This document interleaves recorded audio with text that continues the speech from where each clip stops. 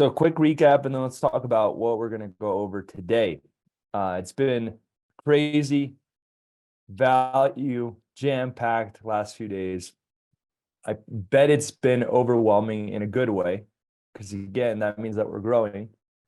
And I'm excited for you guys. So all of you guys that made it through the first 3 days and are still here for day 4, you guys are the real winners. You guys are gonna be the ones really taking the lead with taking massive action. I bet. That's just my guess.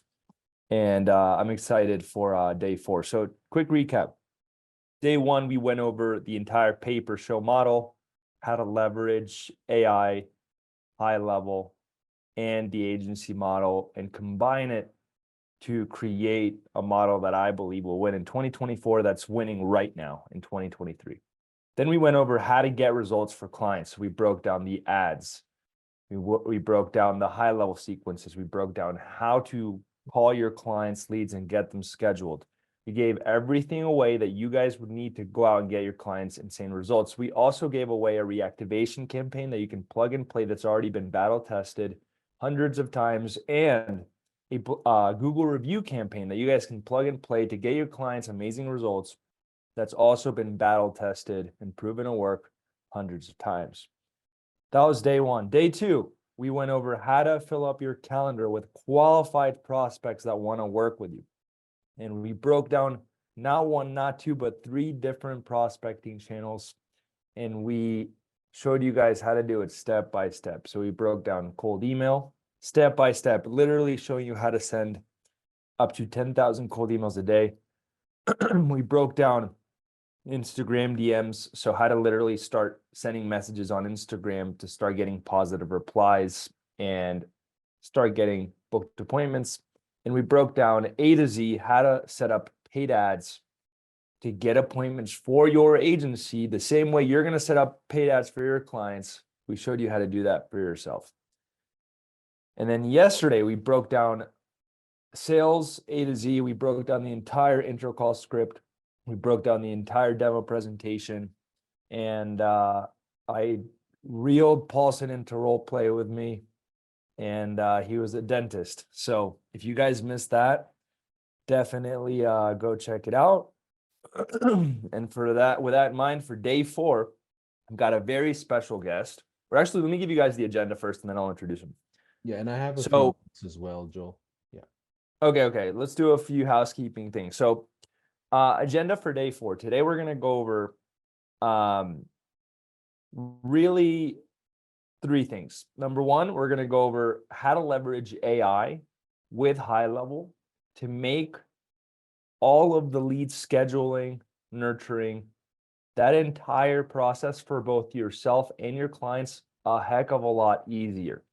And I believe we're actually going to be building out an AI sequence live in HighLevel, which is awesome. And there's not a lot of content on the internet yet from really, really amazing people that are crushing this right now. Give me a 1 in the chat if that excites you. Like I need 1,000 comments on this thread right now, because if we're about to build out a live AI, like you're not gonna find that anywhere else. I don't even think it's ever been done inside. At least not a really, really good one. Like this guy knows his stuff. Okay. And I'm sure there's some people. But and then let's see what else. The next thing we're going to go over today is breaking down some next steps for you guys in terms of how to actually move forward, take everything you learned and implement it. And then last but not least, if we have time, I'm not going to do 3 hours of Q&A today, Paulson, but we could do like 30 minutes of Q&A, something like that. Yeah. 1,000%. So, yeah. So for me, a couple of housekeeping items. Yesterday, I just want to warn everybody, yesterday, right before we went live or tried to go live, there was a Zoom outage, and I don't know how that happened, but Zoom basically had all their I guess APIs or integrations not working on the streaming side. So when you actually try to stream into the Facebook group, it didn't work. So what we did was As a backup plan, we streamed into the HighLevel YouTube channel. So if you are in the need to watch day 3 replay, you will notice that it's not inside our Facebook group. It was due to the Zoom issues we had yesterday. So catch the replay for day 3 on in the YouTube channel, a HighLevel YouTube channel, and you'll see it. Now, today is Thursday. Give me till end of day tomorrow. You'll start seeing the official replays from HighLevel inside the same YouTube channel with day 1, day 2, day 3, as well as day 4, probably towards Monday or Tuesday. Just also, I'm visiting my in-laws. My internet is a little choppy, so if I go get disconnected or whatever, just be aware of that. I'll come back to you. Come back into the room, Joel. Now, the last thing I want to share with you before we go into really the nitty-gritty of this particular day is understanding how to take advantage of this workshop. Okay. I just want to share this one time, Joel, and I probably won't share it after this. Right now, due to this workshop, there's so much demand around this workshop and the collaterals that are behind it. We are asking everybody, if you don't have a HighLevel account, you will not find this anywhere else. If you don't have a HighLevel account, you definitely want to take advantage of it. Go to gohighlevel.com/Joel-Kaplan-offer. You will get 50% off on any HighLevel plan for the first 90 days or 3 months. That's plenty of time for you to set all this up. Now, in addition to that, Joel will be giving away a ton of collaterals that we would basically list out here in the next couple of hours that you will also get. Now, the next question is, well, that's great for the new customers that are coming in. Fantastic. Paulson, what about me who already have an account? What about me who already have an existing plan? We'll share exactly how to get all of that for you in our customer-facing Google Drive. Give me like a day or so. We'll add the snapshot links, instructions, all those things, and also links that Joel is giving away will also be shared towards the end of this. Now, before we do our Q&A today, I had asked Joel, one of the common things, the themes that I heard from a lot of people is, the content is so deep and there's so much to it that it could be overwhelming. So I asked Joel yesterday, hey, can we map out a action plan for 1 year for everybody that's on this call, as if Joel, me and you started a business from scratch, and we're going to tell you what to do in January, February, March, April, May, June, July, all the way throughout the year, literally telling you what should be your step 1. As much as information there is, we need to break it back down into what's the action step that you need to take for next week. If that sounds good to you, give me a 1 in the comments, give me a 1 in the chat, in the Facebook streaming, if that makes sense for you. And we're going to simplify this whole thing down to what matters to you in taking the right action. Okay, is that fair? All right, I'm seeing a lot of positive comments here. Okay, Joel, go ahead. Who should we bring on here? Absolutely. Well, yeah. guys, so this is someone I've had the pleasure of working with for my own businesses. And I kept seeing this guy post content actually in my community. He's one of our clients. And I was like, man, this guy's really smart. He's posting all these like crazy ninja hacks around AI, increasing show up rates, automating the entire scheduling process. I'm like, all right, let me send this guy a message. And we end up chatting, and he ended up coming on board to work with all of our companies and build out an AI sequence to get leads scheduled into actual appointments without us ever having to jump in. So any lead that comes through our pipeline that doesn't automatically schedule gets sent to a sequence that this person built for us. And the sequence, this AI, is our salesperson following up nonstop every single day. And now here's the crazy part, because AI sounds awesome, right? It sounds really cool. but half of the time it's like more hype than actual like value. It can be very hypey, you know. It's like, for example, you can plug into ChatGPT to write you copy for an ad. It's still not going to beat my copy, at least not yet, right? Not saying that later on it won't be possible, but not right now. My copy will outperform ChatGPT's, right? So it's like, with that in mind, I was like, let me make sure this actually works. And we have booked hundreds of appointments through this AI within HighLevel. Wow. So I asked this individual, can you come on the workshop? Because you are the best person that I know for AI. Can you come on the workshop and share your sauce, share your secrets on how to leverage AI with HighLevel? Because there's just not a lot of people out there. And that are doing this exceptionally well. And I knew that if I brought this person on and he taught you guys how to leverage AI with HighLevel, it would not only help you with your own agency for your own needs, but also all of your clients, because you could essentially build this out for either yourself with your leads or your clients to automate a lot of the follow-up process. Now, I know that Sean, Robin, HighLevel team are trying to build out voice AI. They're in process. Once that's ready, I'm sure this person's going to be on top of it. On top of it, yeah. But for now, it's mainly texting. So I wanted to clarify that. For now, it's mainly texting. So with that in mind, Ashton Wilson, I don't know where you're at, but let's bring him on. Let me go ahead and make find him him. co-host. Hey, Ashton, let me go ahead and pin you. You may have to turn on your camera and audio. There you are, Ashton. Awesome, bro. Welcome What's going in. on, guys? How we doing? Welcome in. Yo, Well, Ashton, what's up? What's going on, Joel? Thanks for having me, by Good. the way. This is awesome. And Paulson, I almost didn't recognize you with a new background. I feel like every time I I'm in see my you, in-laws, man. This is my day off, by the way, Joel. I'm like, okay, you want to do a fourth day? I'll cancel my plans on the vacation and make this happen. So yeah, my background is not there. You may see a little pet running around, bunch of kids behind me. Like, I'm gonna mute myself most of the way. yeah, all good, all good.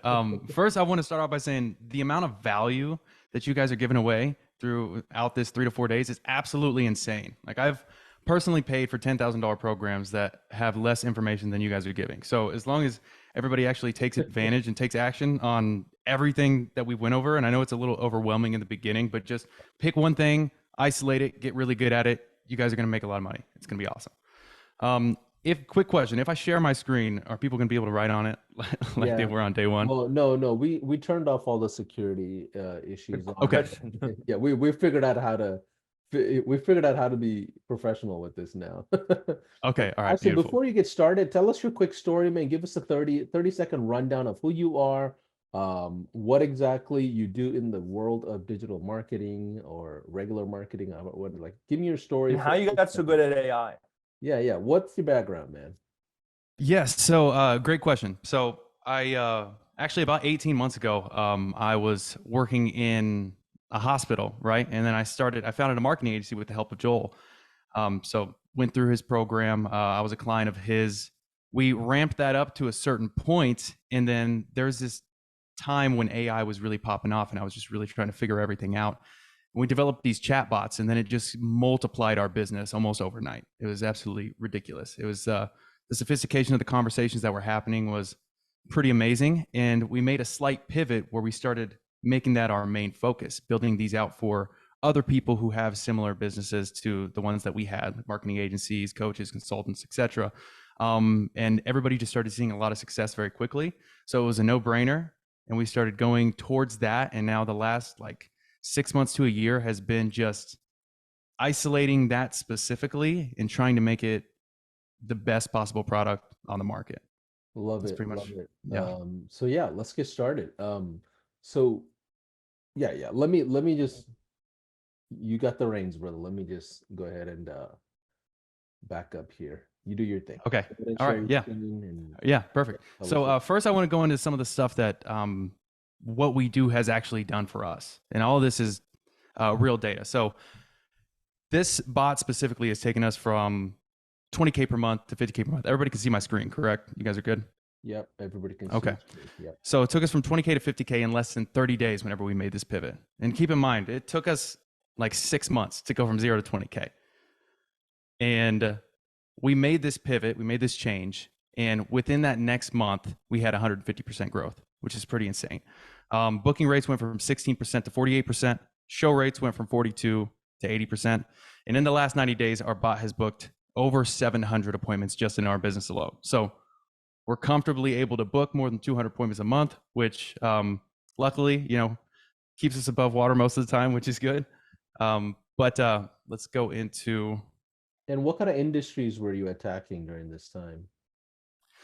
Good question. So when we started off, it was a lot of brick and mortar. So it was med spas, gyms, and some online fitness coaches, because we had a gym marketing agency beforehand. And now the majority of our client base is actually social media marketing agencies. So that's mostly who we work with now. So who is this for? If you're going to be building this out. Ashton, before you dive in, I forgot to make a very important announcement. Guys, so real quick, for day 4, at the end, we're going to be raffling off the iPhone, the one-on-one with me, and giving everything away. So I don't want people to feel like I just forgot about that. I did not forget. Well, I did forget to announce it, but I won't forget to give it away. So, all right, back to you, Ashton. Yeah. Awesome. So who this is mainly going to be for is SMMA owners, aspiring SMMA owners, SaaS agency owners, and aspiring SaaS agency owners. Obviously, your general business owner and freelancers can use this as well. But if you fall under these categories, you can leverage it so much more, because not only can you use it for yourself to book more appointments, but you can also resell it to your clients and use it for them, which makes you more valuable, means you can charge more. And if you're closing deals, you're probably your profit margins are going to skyrocket. So everybody likes higher profits. So now, if you don't know where to start using AI, and I'll get into building this out very shortly as well, but if you don't know where to start, a lot of people I see, they're implementing it in their onboarding or their back office first.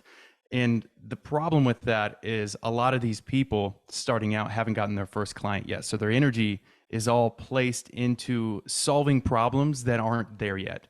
So if you are just starting and you're like, I want to implement AI in my business, it needs to be in acquisition. So lead generation, appointment setting, appointment showing, and follow-ups. Whatever's going to help you get clients and help you get them consistently is where you need to put all of your focus. And then when you get to the point where you have too many clients, you're like, wow, it would probably be really cool if I had an automated onboarding process, make my life a lot easier. That's when we can start moving our focus into different areas of the business. But I see, and I hear Joel talk about this a lot. It's like a lot of people, when they first start, they put all their energy in the wrong places to avoid actually doing the work that's going to get them clients. It's like we need to isolate the front end of the funnel. All right. And then another thing to touch on is voice AI is not there yet. So we actually did a split test between voice AI, appointment setters, and VAs. Voice AI booked none, and the VAs booked significantly more. I think it's just the tonality. There's just some bugs to work out, but I think it's going to be there very soon. I just think we're not there yet to actually leverage this as much as we could in the future. All right, so where this is going to fit in whenever you start implementing it, this is kind of the entire sales funnel. So we have at the top, we have, we're generating leads, and it's basically, we need to learn how to do each one of these things before we can have a repeatable process that we can put money into and make more money out. So number 1 is generating leads. Number 2 is appointments, shows, and closes. So you have to get good at each one of these things to make it to the next level. So if you don't have leads, you can't book appointments. If you don't have appointments, you can't get them to show up. And if you don't have people showing up to appointments, you can't close deals. Where we fall in is optimizing this stage right here. We get more of our leads to book appointments, and then we only have to worry about these last 2 stages. So in order to make this work, we need 3 things. Number 1 is a Go HighLevel account. And we've tried this in multiple different CRMs, implementing our bot. It doesn't work in any other CRM. There's no other CRM that has the sophistication of the workflows, the automations, the custom values, custom fields. It does, our bot literally is just too sophisticated to work in any other CRM. HighLevel is the only one that allows it.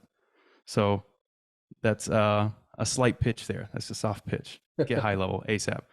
Let's go. That's what he's trying to say. Exactly. Get 50% HighLevel. off first 3 months. Get HighLevel That's today. right. You need it. 100%. Number 2, Zapier. So you can get a free trial on Zapier. It's not, all of this is really not going to cost any extra money out of your pocket. And 3, a ChatGPT account. So let's go into an example conversation of how this would work. So Ashton, just real quick, just so you know, Yeah. there's a lot of people on this call that's never seen HighLevel before. So when you go into Okay. HighLevel, it might be helpful if you can just kind of articulate some of the basics of how you look at HighLevel, maybe go over the tabs a little bit, so a brand new stranger who's never seen this before can kind of get some context. Okay. Okay. Yeah. Perfect. So I'll go into an example conversation first. So basically, we use HighLevel for everything that we do in business, right? So it houses all of our landing pages. We book all of our appointments into HighLevel. It's very easy to organize. You have all your tabs on the left side. So you have your conversations, your calendars, your contacts, where you can see just about anybody who has come into your pipeline via ads, whether it was cold email, whatever. It's you have basically everything you need to run a business just in HighLevel alone, and it's one of the most useful softwares, especially if you're anything agency related, whether it's a SaaS agency or a marketing agency. But if we go into one of our conversations here, so here's an example conversation of how our bot works. Okay, so this is what we call mock GPT. It's one of our test bots that we use to give demos, or we'll throw some prospects into these conversations. And this is a fitness bot just because everybody can relate to fitness at least a little bit. So we say, hey, Mike, thanks for signing up for our new fitness challenge. What's your main fitness goal right now? Hey, thank you. What are your hours of operation? And he's just testing it out. So the bot responds, continues asking questions. I don't have one. He tries to go in and break the bot a little bit. So he says, do you sell screwdrivers? And this is kind of where where our bots skill set come out. So we're able to program it to understand nuances and sarcasm and say haha and LOL and common phrases that only a human would say. So for example, it said, haha, Mike, we're all about tightening up those muscles, not screws, but seriously, we focus on fitness. Speaking of which, do you prefer group workouts or more personalized experience? If you find a bot on the market that can do something like this, let me know. That's because this insane. it's absolutely amazing. It still blows me away when I do demos. I'm like, I can't believe he just said that. And the prospect is like, yeah, me either. So we'll be on calls. It's awesome. And then this guy, actually, we signed him up right after he said this. So he saw this message and he was like, yeah, I'm sold. And he messaged it. He said, hello, I'm ready to move forward with your offer. We signed him up like right after he sent that message, which is pretty solid. So this is how it's going to work. It's literally just jumps in and has conversations and generates responses in under 5 seconds, unless you put a wait period, to every prospect that comes in your pipeline. So whether you have 1 lead a day, 5 leads a day, 1,000, 5,000, it can communicate with an unlimited number of people at once with just one bot, which is amazing. Its main priority is to book appointments. So the first thing I will do is give an overview. By the way, this is a masterclass in and of itself. Like, this could be its own 3-day workshop. Like, you guys are getting some insane. You guys are going to be getting some insane value, because like this is just ridiculous. Like it's crazy. Yeah, I did. Yeah, I'm gonna do my best to try to make this as simple as possible in the amount of time that we have. But especially if you watch the replay, you should be able to go through this and set up your own bot, like without fail. So let's get into, I'm going to go over an overview first. I think it'll be better if we see like a high level overview of how everything is working. Picture, and then let's go into the details. Yeah. All right. Perfect. All right. So in the automation section in HighLevel, and basically what this is it's a way to create workflows or automations and triggers for certain things to happen if you're new to HighLevel. So for example, if someone books an appointment onto the HighLevel calendar, we can trigger an action to happen for like it to be moved to a certain stage in our pipeline and for appointment reminders to be sent. So it's an easy way to create triggers and to create automations. So we create a folder called ChatGPT. And basically what's happening is we're sending out a trigger message in the beginning. And here's what our triggers are. So trigger number 1 is customer replied.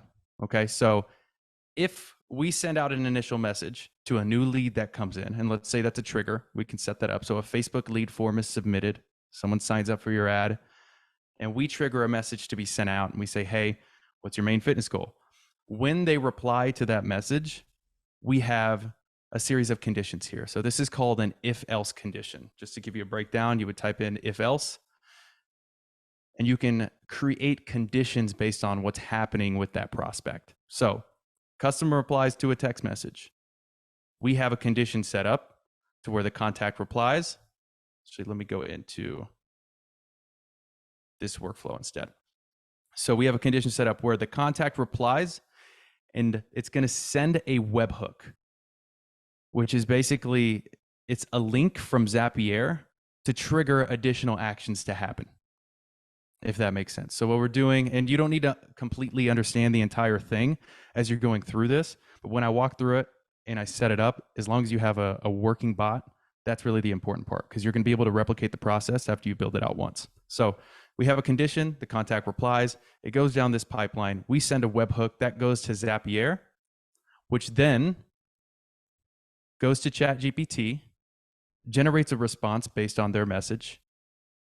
We upload the contact field in HighLevel so that the response is pasted. It goes back into HighLevel, and it sends that message based on containing it in a custom field. And Paulson, I don't know if you can give a quick breakdown on custom fields and custom values. If you could probably explain it better than I can.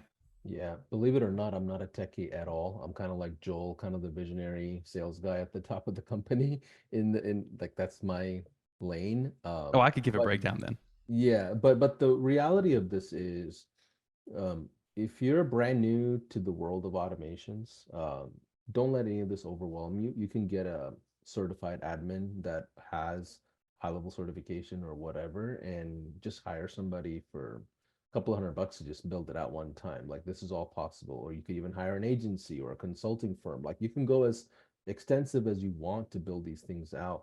But custom fields are based, or custom values in general are basically pre-built actions or pre-built coding that you can build inside HighLevel, or assigned coding that tells the system, hey, if this happens, then react this way, right? So these are if-then conditions, if-then conditions. And you can get very creative as a marketing agency slash consultant slash whatever in figuring out how your customers move through your pipelines and build if-then conditions off of their experience, right? So he's showing you an example of triggers, which are basically sources of actions, right, that we map or pay attention to. And then the if then condition is like, okay, contact replied, contact changed, or nothing happened. Here's the way we want to actually respond to it. So this allows a lot of manual labor to be eliminated. Of course, it's not the same as a human, but this, this basically will not have a leak or a gap in the process. Like it kind of bulletproofs the experience of the customer, so you can map and track what their journey is, so you can get them to that finish line of closing the deals. Keep going, Ashton. Yeah. Thank you. Thank you so much for that. Also, keep in mind, we have brand new business owners that have never used HighLevel before, and we're able to teach them how to build these bots. You're going to be fine. Again, work on one thing at a time. Once we have leads coming in, this is something that you will be able to implement down the line. If you already have a HighLevel account, you already have leads coming in, and this is something you want, you're going to be able to plug this in as well. All right. So another run through of the HighLevel. So customer replies, we send a webhook that goes to Zapier, to ChatGPT, back into HighLevel. We generate the response in a text message, and we basically create a loop. And this all happens in under 5 seconds. So a lot of times we actually put a wait period in here, because the only reason why people are able to find out whether or not it's an AI is because it's generating a paragraph response in under 5 seconds. And obviously a human isn't able to do that. So sometimes we'll put in a short wait period for like 15 to 20 seconds so that it's not as easy to tell. And from a messaging standpoint, guys and gals, like if you are doing formal literature style copy, it's probably going to fail you. You need to be very conversational. You need to be very casual. You need to have spelling mistakes. You need to have like slang. You need to have emojis. You need to have like just like how you would text a friend that's like really close to you, and you don't really care about the formality. That's what I've seen work the best. Ashton, I don't know if you kind of agree with that or not, but like, what are your thoughts on it? Yeah, yeah. I think I was actually reading one of the questions in the chat as well. Not to change the subject, but someone asked if it worked in a pro plan. This should work. This setup should work in every single plan, high level plan. Yeah, you don't need to be on the highest plan. These things, this is workflows. This is built inside every. It's available on every plan. Yep. Perfect. Okay. But do you believe the Let's conversational style messaging works better in general? 100%. Absolutely. Okay. Yeah. Yeah. Always. From my experience, I try to be as conversational as possible at all stages of the process. And I think one of the things as well is human interaction obviously enhances the outcome. Like when you have prospects coming in, like human interaction is going to increase the number of people that book appointments. Human interaction is going to increase the number of people that show up to their appointments. The thing with this is that it's so close to a human interaction. If you set it up correctly, you can't tell the difference. So it's almost like you're having human interaction to increase everything in the pipeline. So people that show up, people who book appointments, etc. But yes, I do think the conversationally is very important. All right. Now I'm going to get into the step-by-step breakdown from the jump of how to set it up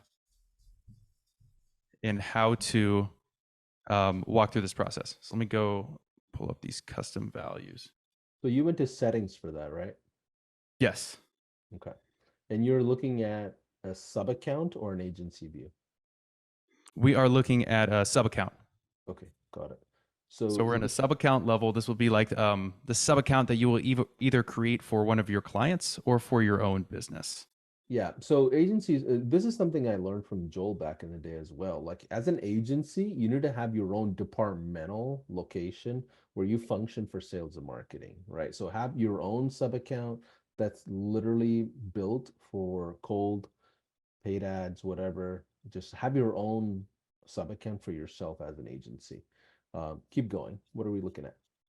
Yeah. One more thing, answering one of the questions in the chat. So if you ask it directly, the bot, like if it's AI or if it's programmed by ChatGPT, we actually put in the prompt that when it's asked to not admit that it is AI or to not disclose its AI nature. So it will say something like, haha, I get that a lot. I'm just a super efficient assistant or something like that. And then it will continue asking questions. So we give it a goal and it will continue. So you can't really break the bot, especially if you're using ChatGPT 4. It's really hard to break the bot. These bots are good. All right, so we have the custom value page here. Now this is just to give another breakdown of what we're doing with the custom values. So it's basically like giving it away to talk to other platforms in our scenario specifically. So we're taking these codes that HighLevel gives us, and we're able to bring these codes into Zapier, and it can populate all of this information. So if we put our appointment link, for example, we create a custom value. So for example, you would just create the name like appointment link, and then you would paste the link in the value. And now if we were to copy this and paste it in a text message, for example, it would populate the link. So that's how this is working. So we have a few custom values that we want to make this possible. Number one is going to be the appointment link. Number two is company name. 3 is GPT message, and this is going to be basically that initial trigger message that goes out and asks them a question. And keep in mind, whenever you're prospecting or if you're running paid ads and you have leads come into your pipeline, you always want to try and ask a very easy question in the beginning, like a question that's very simple to answer to trigger a response just in general, even if you don't have a bot, because we want to engage with our leads as soon as possible, especially right after they opt in. So this is going to be our trigger message. The name of the AI assistant can be whatever you want the name of the AI to be. The webhook URL is something we can talk about in a bit. So this is the URL that Zapier is going to give us, and then your website link. And this is all basically just information that we want to provide to the bot so that if it ever needs to regurgitate this information, it can. So if we're talking to someone that says like pillar information, right? Like, these are going to be part of common questions. Exactly. So you could, once you create this for yourself, you could actually create as many of these as you want if you feel like you're receiving common questions that the bot doesn't know the answer to. you can just make more custom values. But these are the ones that we see the most. So obviously, if people want to book the appointment, people want to know the company name, people want to know if there's a website that they can look at. These are very common questions that we can, or common things that we can regurgitate, or they'll ask the name of the bot that's talking to them. So this is some of the information we have here. So that's number one, custom values. Number two, we need to create a custom field, and it's going to be called GPT response. And what's the difference between a custom value and a custom field? So from what I know, they're pretty much doing the exact same thing.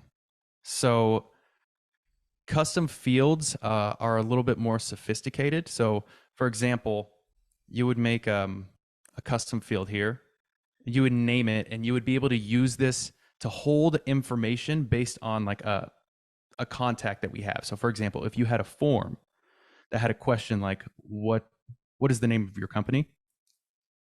That question would be housed as a custom field so that when someone answers the question on that form, it attaches it to that contact. So now when you look up the contact in your system, it will say, Dave Jones, and then it'll say the name of their company because they answered that on the form. And the custom field is what's making that possible. Got it. It's basically tying it to the contact. Got it. Did I break that down well? Does that kind of make sense? So, The way that, yeah. Okay. Yeah. So the way I look at custom field is like, these are like response systems where custom values are aligned to like pillar information in my mind. But then again, I'm not the best at these tech stuff, Yeah.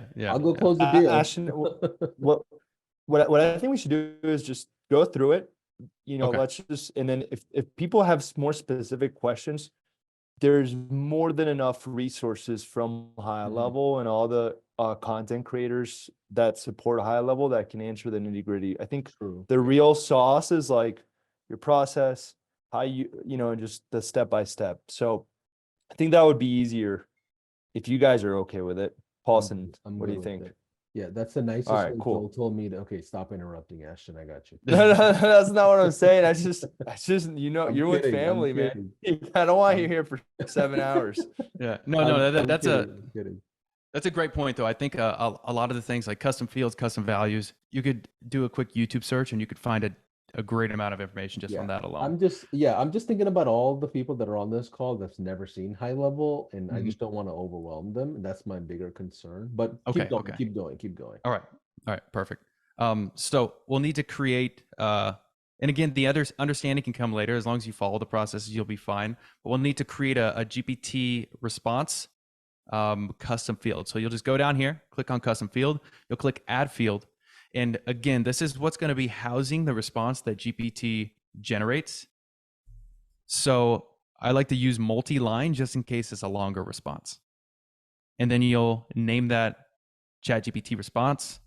You'll click save, and you're good to go here. The last thing you'll need to do is create 2 tags. Tag number 1 is going to be autopilot, and tag number 2 is going to be stop bot. And these will make sense when I start actually walking through the process. So to create a tag, you'll go up in the top right corner, new tag, name the tag, and then create, and you'll be good to go. So autopilot and stop bot. All right, now let's go into the workflow. So first workflow we're going to make, you'll just go up here, create workflow, and we're going to start from scratch. First one we're going to make is called start bot, and it does exactly what it sounds like it does. It starts the bot. Number 1, so trigger number 1 or action number 1 is going to be add tag or remove tag stop bot. And again, to do this, you'll just click on this plus button. You'll go through remove contact tag, and then you select which tag you would like to remove. That first one is going to be stop bot, just in case, and this is for any specific scenario. So for example, if you wanted to start the bot on someone who's already spoken to the bot, you would want to remove the tag stop bot if they had that on their name, because stop bot is another workflow where we deactivate the bot. So hopefully that makes sense. So number 1, we're removing the tag. Number 2, we're adding a tag called autopilot. And lastly, we're going to update the contact field and we're going to add a custom value in here. So to walk you through this specifically, you'll click on the plus button. You'll go to update contact field. You're going to add field. You will find the custom field. If you scroll down, you'll see the one that we made, which is ChatGPT response. So we'll click this. And then here we need to put the custom value of the GPT response. So what I walked through in the beginning, in the custom values, we created one for that initial trigger message. So we're going to click on this little tag here. You'll scroll down, go to custom values, and then GPT message is what's going to go in there. And when you save this action, what's going to happen is we add someone to this workflow. The tag autopilot gets added. We're updating the contact field to that message. And then it's going to instantly move into this workflow. And here's why. And I'll break this down. So we have a contact changed trigger. So we would create a trigger called contact change. How are we doing so far? Everybody with me? Give me a 1 if you're with me. Give me a 2 if you're not. Keep going. All right, cool. It's making sense. All right, so We can Okay. always slow this because guys, you're gonna have access to all these replays uploaded on both my channel and HighLevel's channel. So you guys can always go back and watch this in slow mode. And as long as you're following the steps, Yeah. And then if you have more questions, you could just search for those specific things literally on the HighLevel YouTube channel or the Facebook group, so on and so forth. beautiful. All right, we have so we're going to go trigger contact change. You'll add the filter, and then that's exactly how we're going to come up with this. So the filter will be ChatGPT response has changed, and those will populate. So you'll find that ChatGPT response, and then you're going to move to has changed. So now that we've updated the contact field in the start bot workflow, what's happening is it's automatically triggering this. So the contact changed, and now it's going to go through this condition, this if else condition here. And here to create a condition, you'll go if else, and then we have 2 conditions that we can create, and you add branches based off what you want the conditions to be. So in our case, we have workflow trigger is customer replied, workflow trigger is contact changed. So it's going to go through the contact change pipeline because we just updated that contact field. And now in here, we need contact ChatGPT response custom value, which is found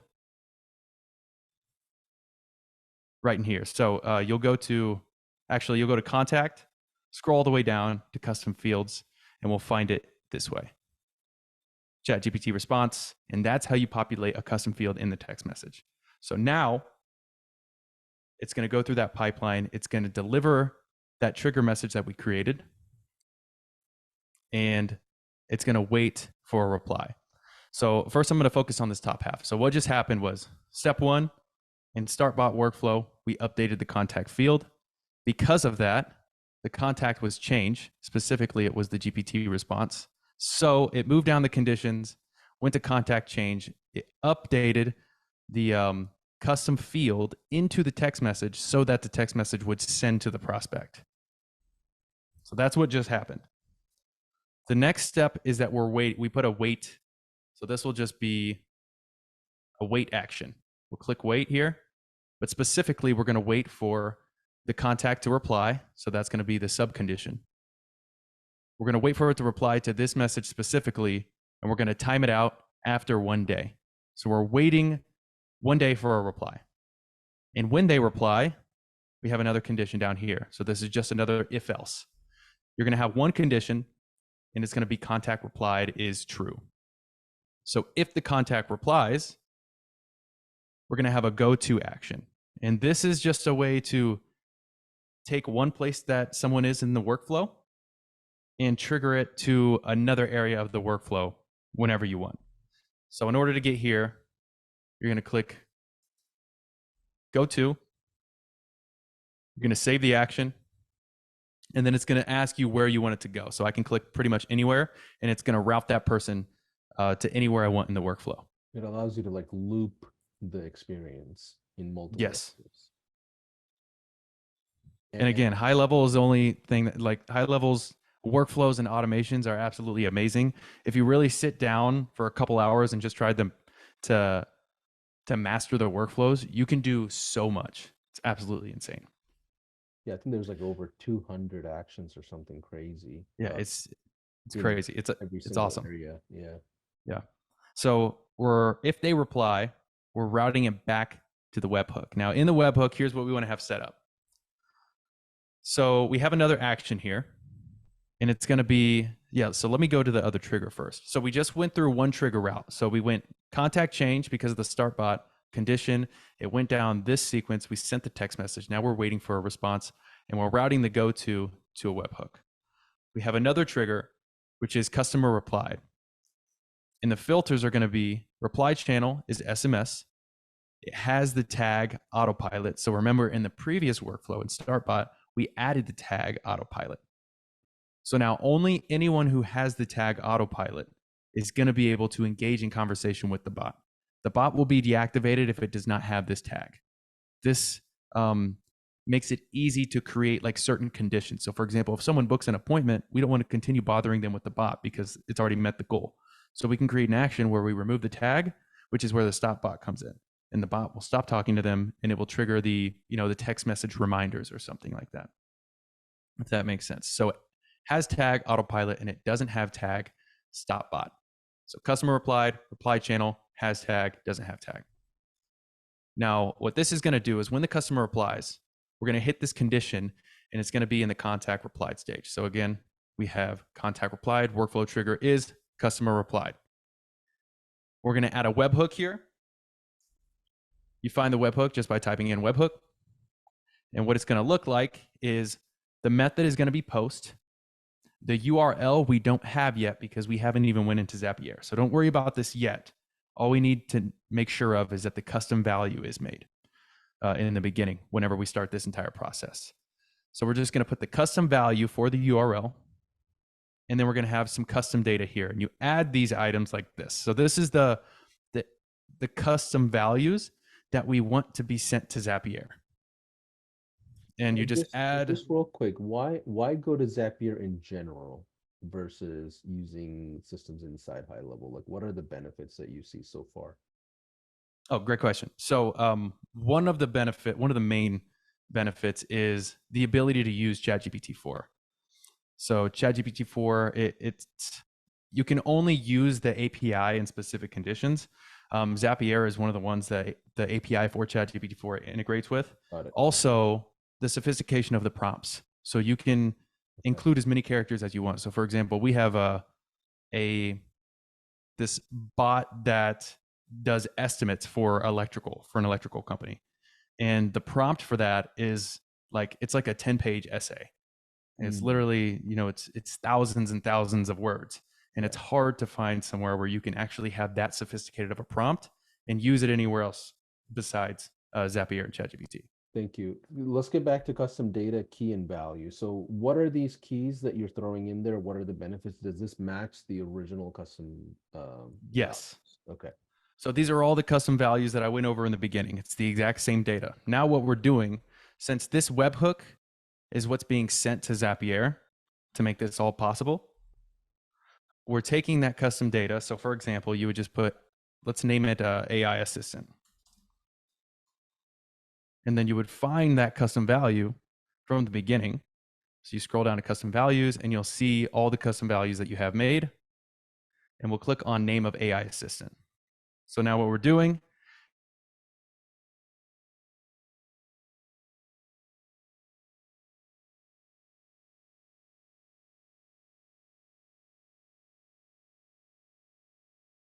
Did he pause for you, Joel?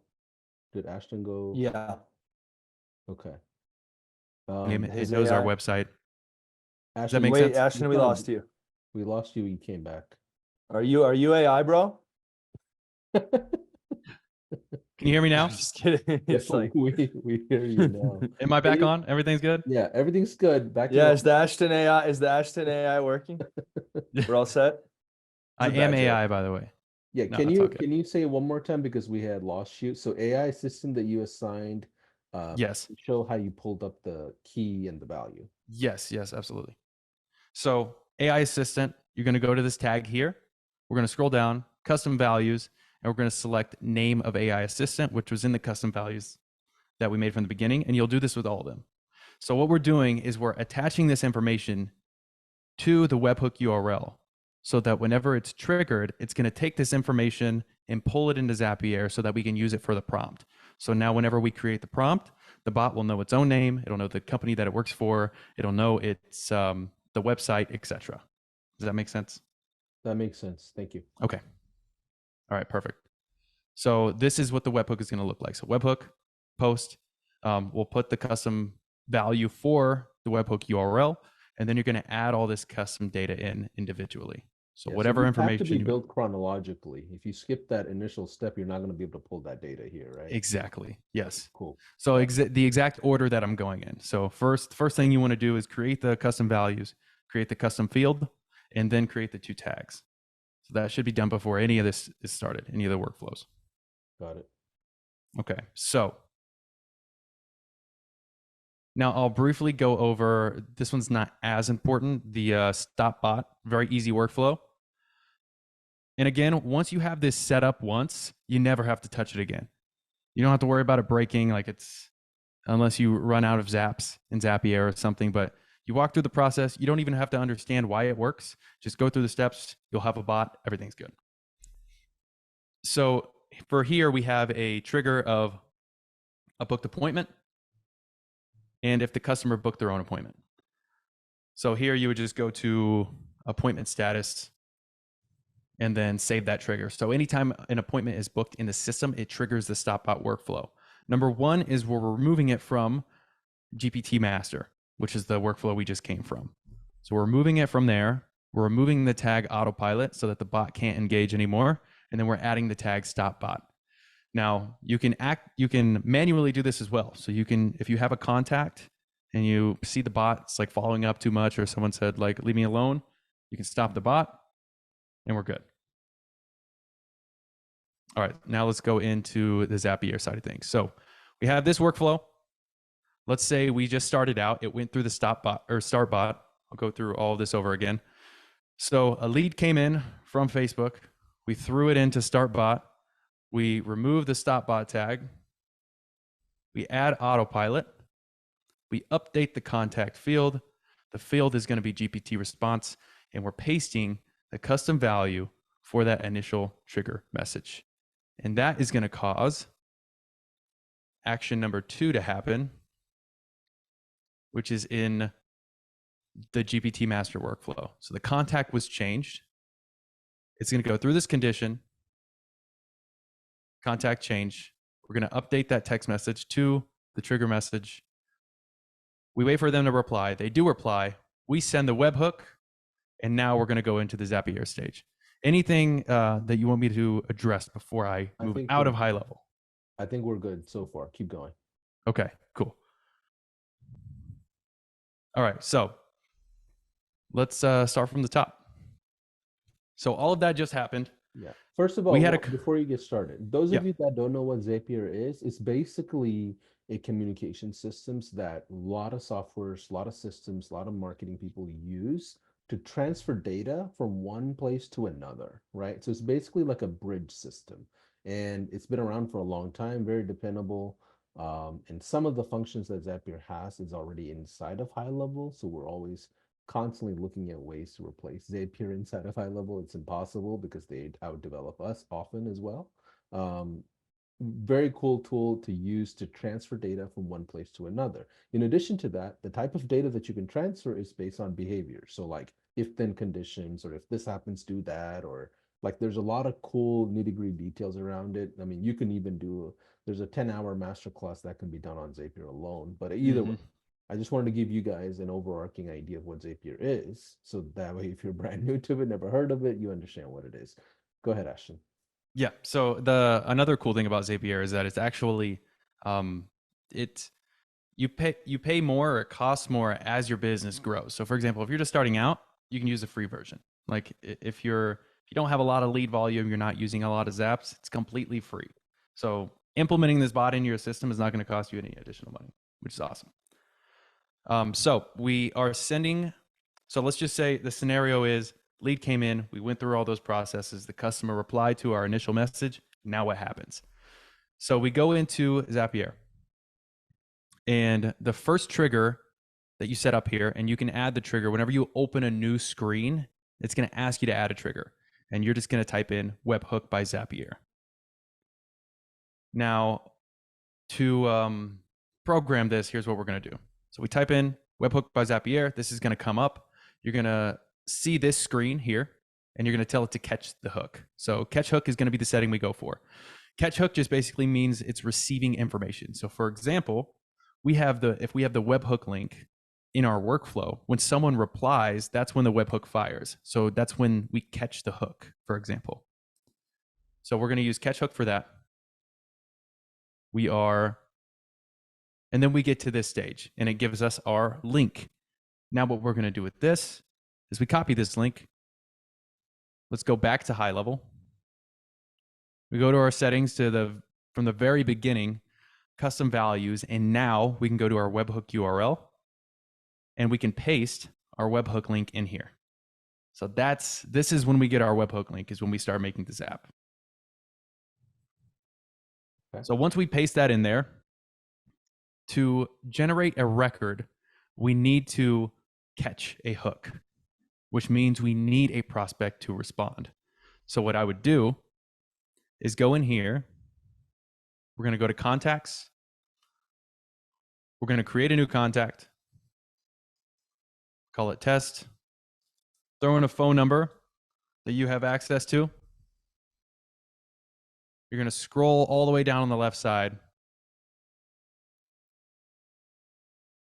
Wait for this to populate. Cool. Campaigns. We're going to throw it in the campaign of StartBot. So now what this is going to do is generate that response, or it's going to generate that initial trigger message that will go in there. You're going to receive the message to your phone. And what you will do afterwards is respond. And you can respond to anything. So in this case, that initial message would be, and let's just see if it populated. By the way, HighLevel will be slower when you're on a Zoom, especially live streaming, versus not on a Zoom. Just got it. From a browser standpoint, yeah. Okay, got it. But it's pretty fast today. I mean, I'm seeing the way you're moving through. It's pretty cool. Yeah. Yeah, it's not bad. Okay, perfect. Yeah, so we got the message to go through. We get that message, reply something generic, right? So you can reply anything. You'll see the message pop in here. I just replied. So it says it's asking what the main fitness goal is right now, and I said to lose weight. Now, once I respond to that message, that's when the webhook is caught, because that's how we've set it up. So now you can go here, and you can find a new record, and in your case, you will see a new record populate with your name or your test name, and that's the record you're going to select. And then we can move forward. So hopefully that makes sense. So we webhook. Yeah. Okay. And perfect. Zapier also allows you to pick like different formatting and all kinds of different details around record bridging, just in general, just so you guys know. But okay, cool. And just to give you an example too, I just typed this in, lose weight. We got a response already from the bot asking us what our exercise routine is like. So where are those cool. messages housed? What do you mean? Like go back to HighLevel real quick. Where is that message coming from? Like where did you put those copy down? Like that's the great goal. Like where is the actual responses? So that's the great thing about this and how sophisticated it is that none of it is generated by an FAQ. You can ask it anything. It's an intelligence that has a mind of its own. So you basically give it a direction on how to act, and you can ask it whatever you want. It's literally going to act like it's an employee of your business. So that's where the ChatGPT part comes in. Exactly. So it could be a different response every single time. We have no way of telling what it will be. It's actually, it's a mind of its own. Yeah. That's cool. That's good and bad. At the same time, it's better than nothing. Kind of, yeah. Well, it's actually scary, but cool. Yeah. It's scary how powerful it's becoming. Oh my gosh. Yeah, it is very cool though. So Once you respond, you're going to find a new record.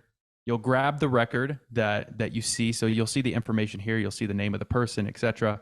You're going to click the one that will be the contact you created. And then we're going to go into the next stage. Now, this is where the ChatGPT part comes in. So you're going to need a ChatGPT account, and it's going to ask you to sign in. So the first, actually, let me move back. Yeah. So first thing it's going to show you is ChatGPT once you select it. So basically, you'll add a step. You'll type in ChatGPT, and you'll be able to select it from the dropdown. And that's going to take you immediately to here. So you'll see ChatGPT, and it's going to ask for an event. The event is going to be conversation, because that's what we want it to do. Okay. We're going to continue, and this is where it's going to ask you to connect your personal account, where you're going to need to grab your API key, which is pretty easy to find on if you have an OpenAI account, once you make it, it literally says API in the top left corner. Click on that, you'll be able to find it. Then we continue, and you're going to see the actions. So step number one, you're going to have once you click on these spots, you'll see the data that we pulled in from HighLevel. So this is where the dots are kind of going to connect. So all the data that we wanted to pull in from the contact, including the custom fields and the custom values. So we'll go, let's see if we can find our response. So for example, come together. What's that? I said, now it's starting to come together. Yeah. Okay. So you'll find the response. So if, like, for example, in my message, I said I wanted to lose weight. And if you selected the correct key, you'll scroll down until you'll see last response, or you'll see lead response. And that's going to be, it'll say lose weight. So you're going to select that option. And you'll see that right in here. And then you're going to select the model of GPT. GPT-4 is going to be the most sophisticated version that you can possibly have. It can generate images. To this day, when it's having conversations for our business, it still blows me away, because this is the one that's able to recognize sarcasm, use sarcasm, say LOL, haha, and use like phrases that people would normally use. This is what ChatGPT 3 is good. It's a little less sophisticated, and it's just not able to recognize or acknowledge the responses as well, if that makes sense. Very cool. So we're going to go with ChatGPT 4. We're going to add the memory key, which is the contact ID that is held in HighLevel. You don't need to know too much about that. You just need to know that you need to scroll down and find the contact ID. You should just be able to type it in and find it. I already have it pulled up in here at the moment, though. So you'll scroll down, look for contact ID. The memory key is basically, this is how we remember the history of the conversation. So the bot is going to be able to refer back to 5 to 6 messages prior to when it's having a conversation, and bring up, past things that they've said to overcome objections or anything like that. This is how it's able to do that. So it can remember the entire conversation, regardless of how long it is, because of the memory key. Wow. Okay. That's insane. So we have the first name of the user that we want to add in here, which, again, that's just data we pulled in. Okay. We have the custom, this is where the custom values come in that we linked to the webhook. The name of the AI assistant. Yeah, I remember setting that up. Okay. Which in our case is Angela. Yeah. And then we have the most important part of the entire thing, which is the prompt. So this is where we pull in more data. So we want to tell our bot how it's supposed to behave so that it doesn't deviate. So for example, we say, you are Angela, an assistant for custom data company name. Remember, we set that up in the beginning, which is going to be mock GPT. And the reason why we don't just type it in the prompt and we use custom data is because if you're going to resell this to your clients, you're going to have all of your templates made so you don't have to go through all these steps again. So you can literally you can create the bot with the personality. And if you have a client that wants a bot as well, it's automatically going to import the data once you make their HighLevel account and you create the custom values. So everything's going to be set, and you won't have to manually change anything. You just have to go through and link everything together. Got it. So it's important to isolate each company's data so then whenever you do resell it back to them or whatever, or go to a franchise and sell a bunch of gym stuff, you want relevant data that's relevant to that type of business instead of just all your stuff mixed with theirs. Exactly. Yes. Got it. Okay, I'm following. Keep going. Okay, perfect. So in this case, it was Mock GPT, which is a gym that specializes in transformations. We have our address in there. Your role is to engage potential customers in conversation and find their goals, eventually get them to book their consultation through this link. And then we have that custom value that we have put in there. Mm-hmm. We can also add any additional, the more descriptive you are, the better. So we can add any additional information that's going to make it behave accordingly. So you're intelligent, educated, witty individual. You communicate thoroughly, but are encouraging and pushy when need be. You also bring out your sarcastic side when needed. So I always find this to be That's fun. insane. those are things you're telling the bot to be like. Correct. So Yes. if I say, hey, be mean, it'll be mean. Exactly. Yeah. So it'll be slightly rude in its responses. That's hilarious. Keep Yeah. going. You probably don't want to do that though. Yeah, I get it. I was being a little witty right now, but go ahead. Yeah. Yeah. So we like to use this prompt specifically, regardless, unless you're like we've worked with mental health clinics and stuff in the past where we don't use as much sarcastic, but any other business, sarcasm is always good because if you have a lead that comes in and like they throw like LOL in their messages or whatever, it's able to actually like make jokes and come up with responses that, you know, someone would actually come up with, which is cool. Yeah, this makes sense because Joel said his bot sends out like stuck under a rock or Yao Ming faces or whatever. Yeah. Yeah. A ton of stuff. Cool. Yeah. I didn't it's say cool. Yao Ming faces. It's Yeah. Oh, fine. that maybe not you. That's I know you did the that's rock, right? you Yeah, have so some that's- weird images that the AI sends. Yeah. So Okay. the one thing to note about that too is that you can only send images with ChatGPT 4. So ChatGPT 3 won't allow you to do it. So all the follow-ups that like we're sending with the rock and stuff for Joel, that's going to be only because we have GPT 4 connected. Got it. Okay. Make sure you got the API for 4. Yeah. Let's talk about the qualifying questions, right? Okay. Yeah. So this is kind of how we give the bot a direction to move into. So if you kind of just like give it a direction and you don't give it qualifying questions, it's just gonna like, it will be like an assistant and they'll just respond back and forth continuously. So here's where we give it an end goal so that it makes it even more human-like. So we give it qualifying questions to ask, and it's not necessarily to qualify them. Sometimes we just add it as a layer of friction to make it more conversational. So what are you currently doing for exercise? And do you typically prefer a group setting or a more personalized experience when working out? So when the person responds, it's going to address what they say, maybe make a little joke, and then it'll continue asking the questions. And the ultimate goal is to book an appointment, which we put up here.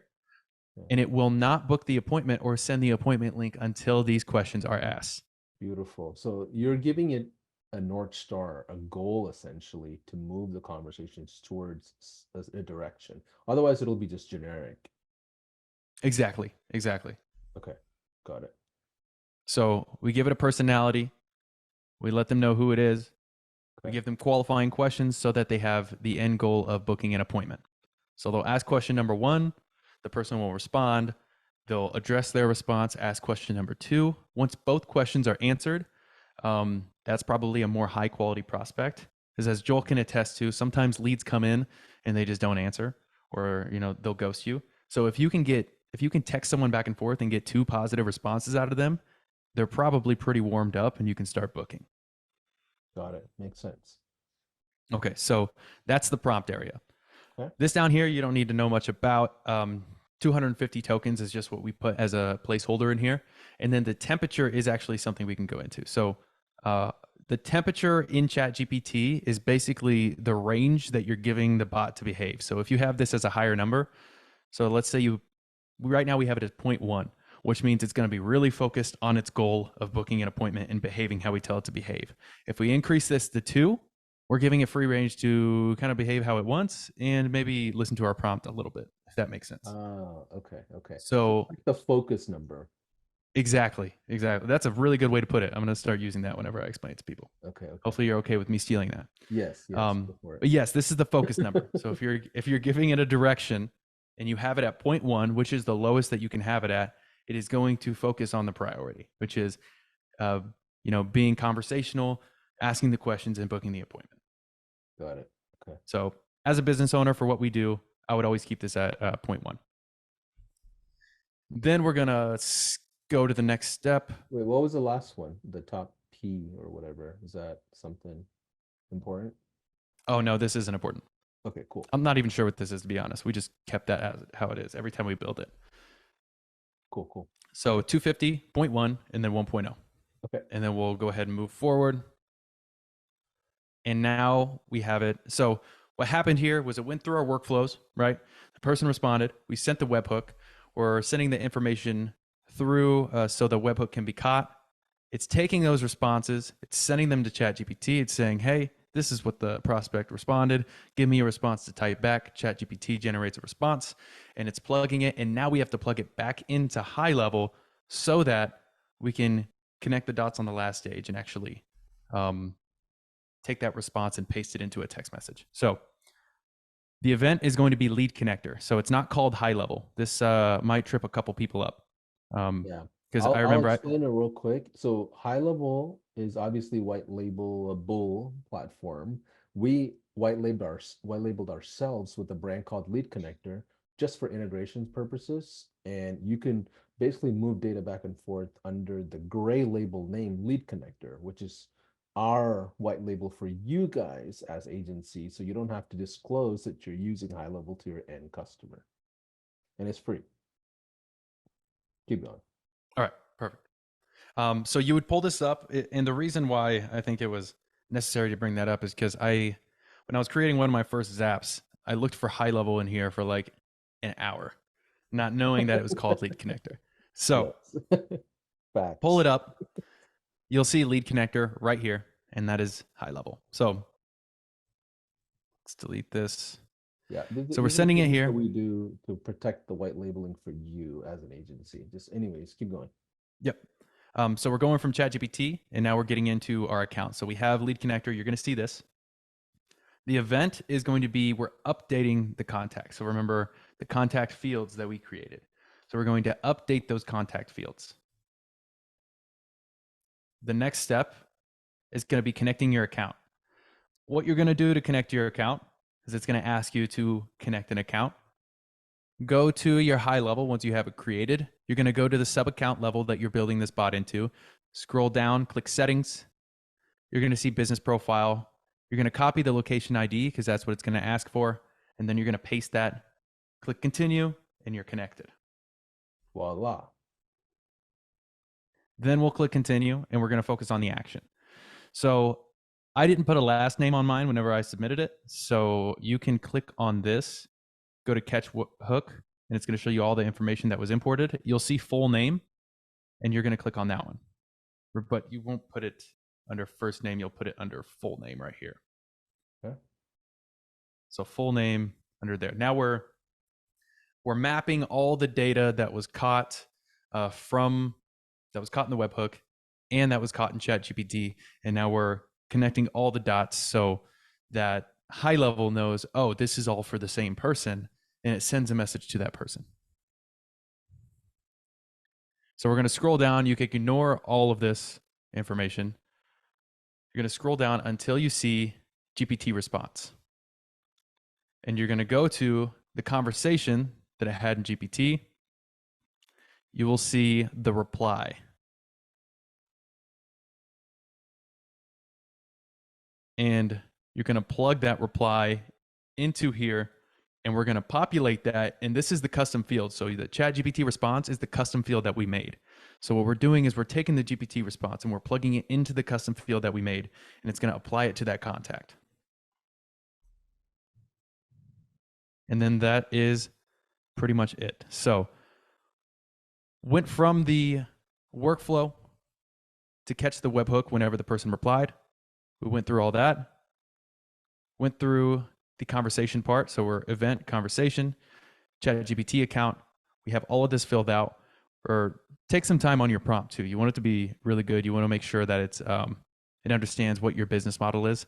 And you don't have to put a lot of information about your business. As long as it knows what you do It's ChatGPT is going to be able to work its magic, and it will know everything about your industry. So, for example, we built a bot for a lawyer, and it knew answers within 5 seconds that the lawyer actually had to look up in an encyclopedia. So it just knows because it has access to all the information.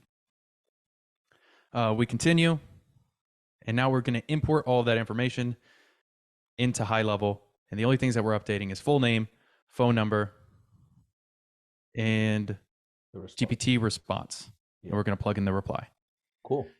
We're going to continue. We publish this. And then when you go into that same conversation that you were having, you should be able to continue talking back and forth with the bot. So this asks what my exercise routine was like. The only time you're going to have issues with this too is whenever there's whenever the server is down for ChatGPT. So sometimes there's a server overload because too many people are using it at once. Usually that's on Fridays we've seen.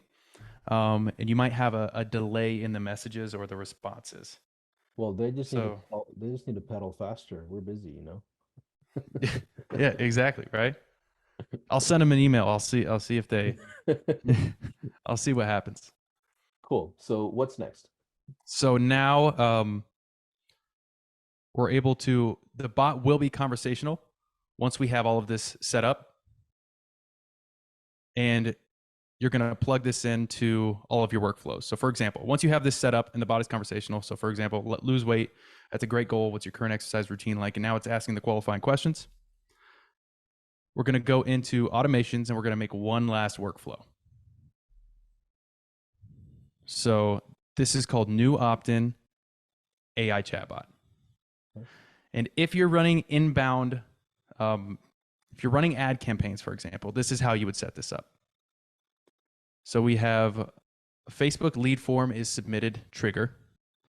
And what we do is we create an opportunity, which we just call this a new lead. An opportunity is basically like a stage that they're in your own sales pipeline. Okay. This is a whole different thing, but you have different opportunity stages.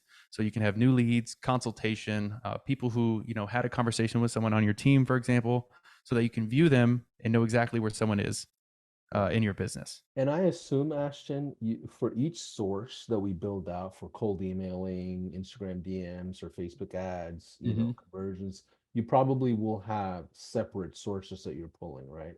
Or is it all going under the same workflow? So we create them in different ways. Okay, got it. So we'll create an entirely, so like, for example, if we have someone who's doing cold outreach and they have a large list. Cold email or something, yeah. We make it specific to cold email.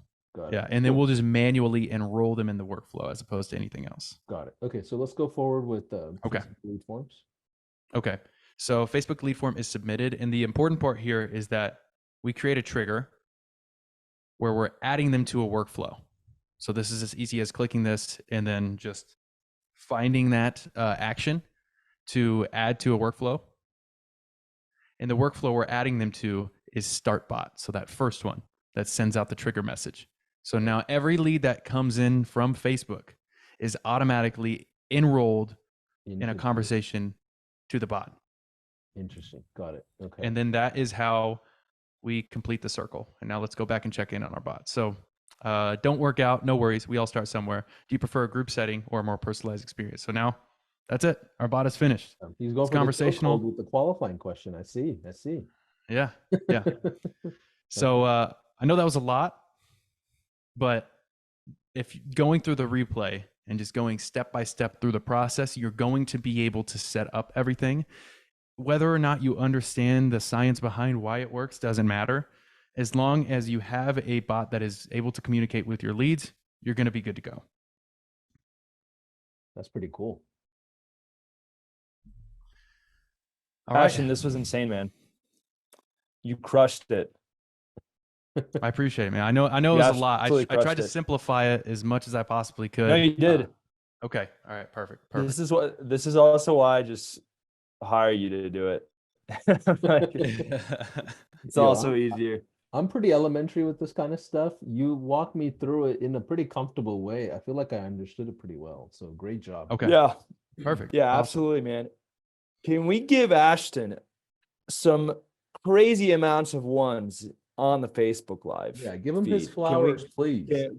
Can we please show him some love? He took time out of his day to show us the entire sequence, step by step, go behind the scenes. Ashton, is there anything else that people need to know? Everything that you guys just in the workshop in general, I'm telling you, this is, I've paid for a lot of courses, just getting the ball rolling and getting to this point. The amount of information you guys have gotten in this workshop has the potential to make you so much money. It's not even funny. Like the cold emailing, cold DMs, the Facebook ads. Isaac, the person who was going over the Facebook ads, he's a guru. Literally, if you have a small budget, like even if it's just $100 a month that you can allocate to ads, $300 a month, whatever it might be, put it into ads and let it drip slowly. You're going to be able to generate leads using the information that you get from him. Just make sure you pick one platform.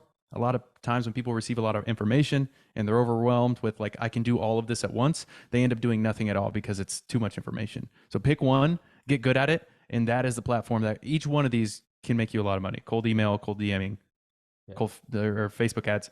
Just focus on one, get really good at it, and only do that. Yeah. Thank you, Ashton. I appreciate you jumping in. Yeah, absolutely. Just real quick, where can people find you? Is there a website, Instagram handle, whatever? Like, by the way, before everybody gets off, before you get off, if everybody can just grab their phones and kind of record over the Zoom and just tag HighLevel on Instagram, Joel, as well as Ashton, whatever your handle is, please do that. Our teams are prepped to repost those stories and things like that. But either way, what's your handle? Okay, Ashton 11 Wilson, and that's not an AI either, right? No, this is not AI. If you DM Ashton, you're gonna get his ChatGPT bot with Yeah. HighLevel. I'll turn it off. I'll turn it off for the next few days. I'll be manually answering questions. Love it, love it. Thanks for being here, Ashton. I appreciate it. Joel, yeah, Ashton, a very important question. Someone asked, "How much can you bench?" No, I'm just kidding. You don't have to answer. Someone said you're the jacked version of 95 pounds. Someone, no, he said, what's the guy's name? Stark from Iron Man. Yeah. What's the guy's name? Why am I blanking out? I don't know. I saw the comment. I was dying laughing. But let's move forward. We got like a couple of more hours to go. Tony Stark. They said you're the Tony Stark of AI. That's what I'm talking about. I love that. I'm gonna put that in my bio. Tony. Well, someone actually said Jack Tony Stark of AI. Okay, that was funny. But that's awesome. All right. Thank you, Ashton. You're the man. Appreciate you. Paulson, before we do the giveaways and tell people where they can get everything, you wanted to come up with a game plan month to month. Now, I will be honest. I'm more of a fan of like 30-day game plan, 60-day game plan. But if you want to do a full year, we can collaborate on it live, whatever you feel like is best for people. Let's ask the people, what do you guys want us to do? Do you like, I propose the idea because there's so much content from this workshop alone. One talking point that we've had could be a workshop in itself or a master class.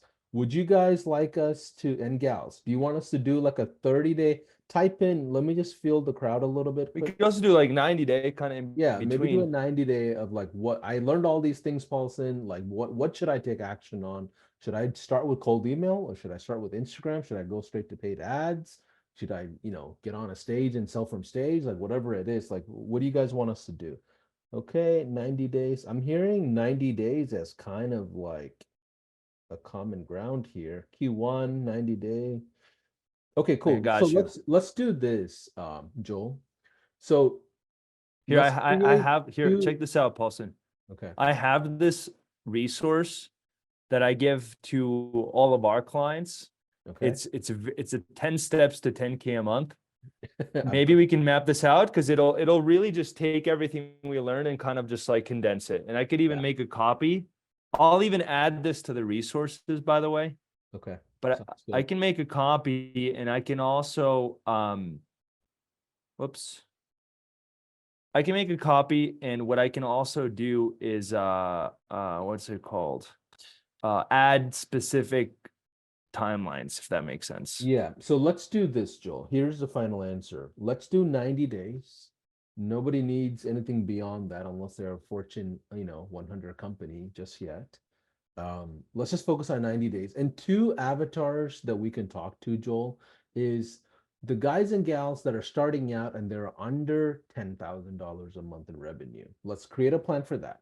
And then the folks, agencies, consultants that are above $10,000 a month, let's do a second 90-day plan if you don't mind. So 3 months. Yeah, I think like I can answer the latter pretty quickly. If you're over 10K a month, then you're well, what I was gonna say is like what you should have done through this whole workshop is gotten like 3 or 4 things you want to implement because you already have a foundation, you know your niche, you know your strategy.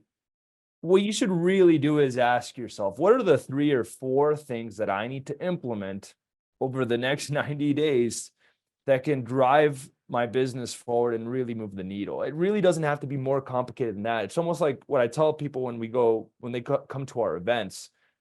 I say, your goal here is not to implement everything. Your goal is to take 3 or 4 big things, 3 or 4 big projects from everything you learned and got overwhelmed by and implemented over the course of 90 days. Now, where this gets challenging is for someone brand new, where they have to implement everything, right?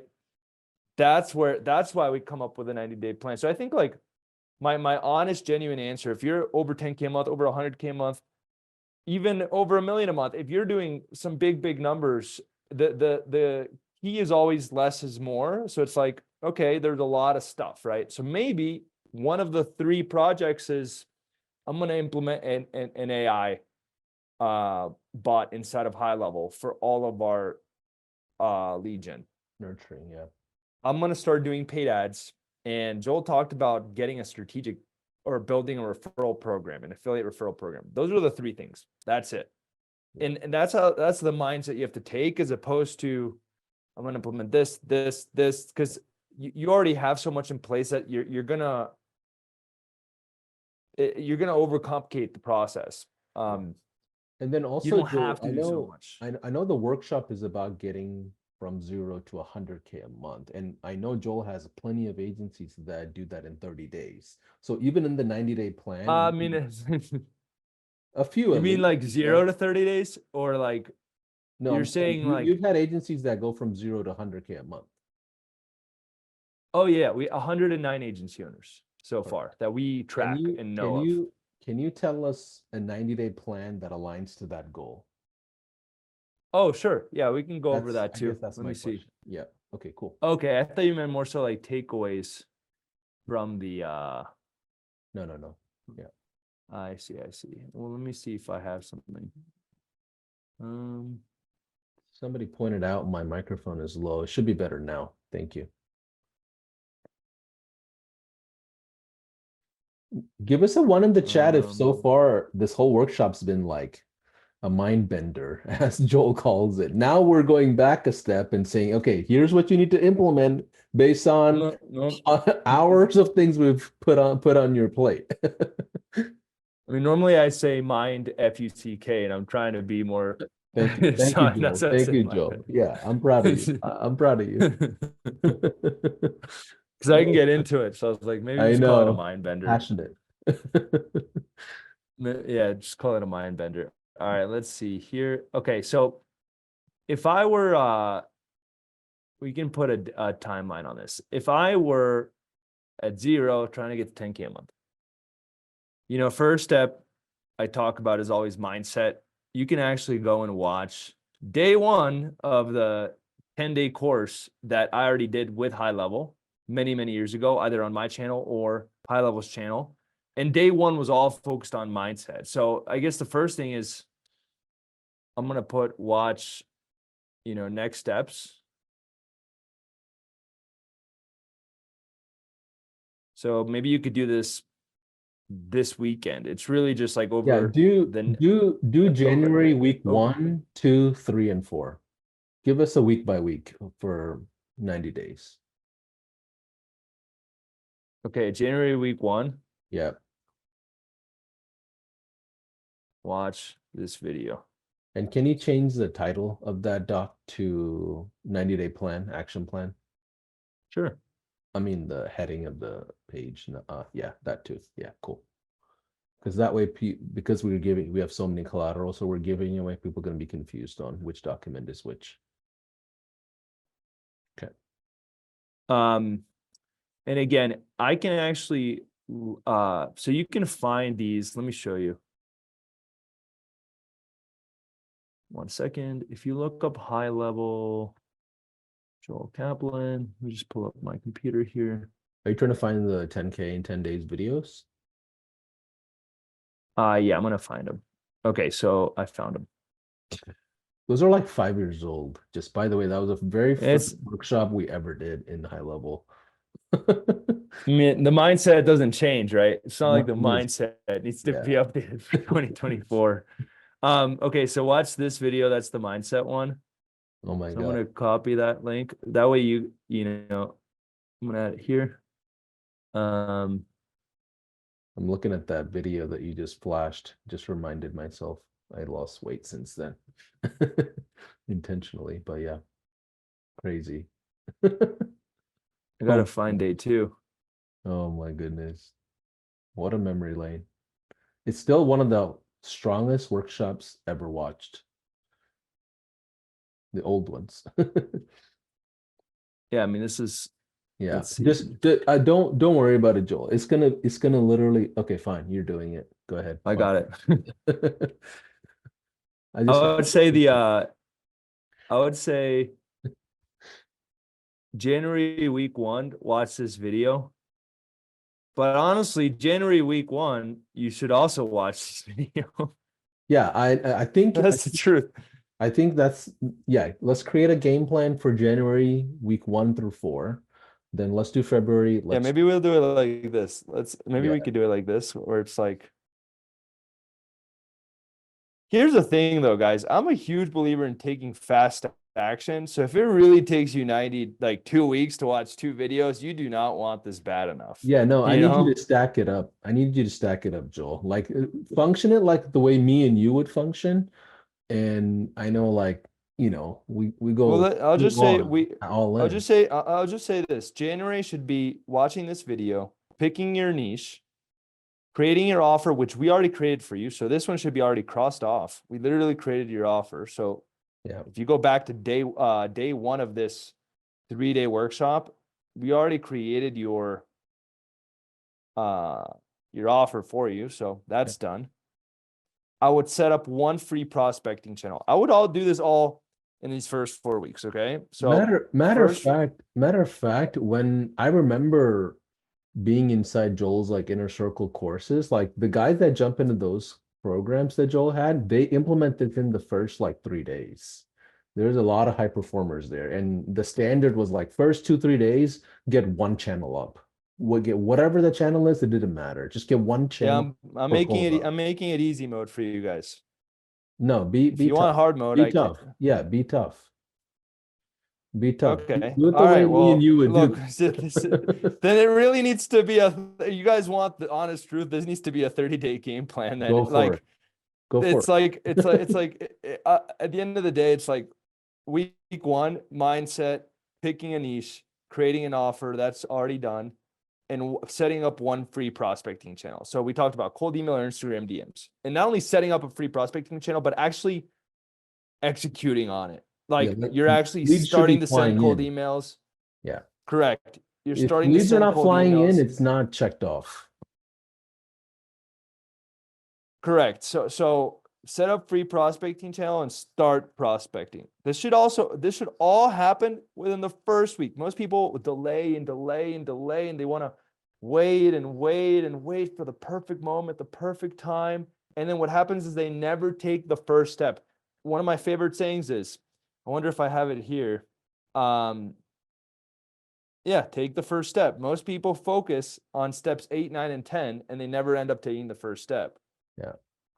It's kind of following the philosophy of fire, ready, aim instead of ready, aim, fire. Most people are like, let me make sure I have everything ready, then I'll aim, then I'll fire. But what you should actually do is fire, ready, aim. Fire, take action, then get data, be like, okay, I need to tweak this. Yeah. You get ready again, you aim, and then you fire. So 1 week you guys should watch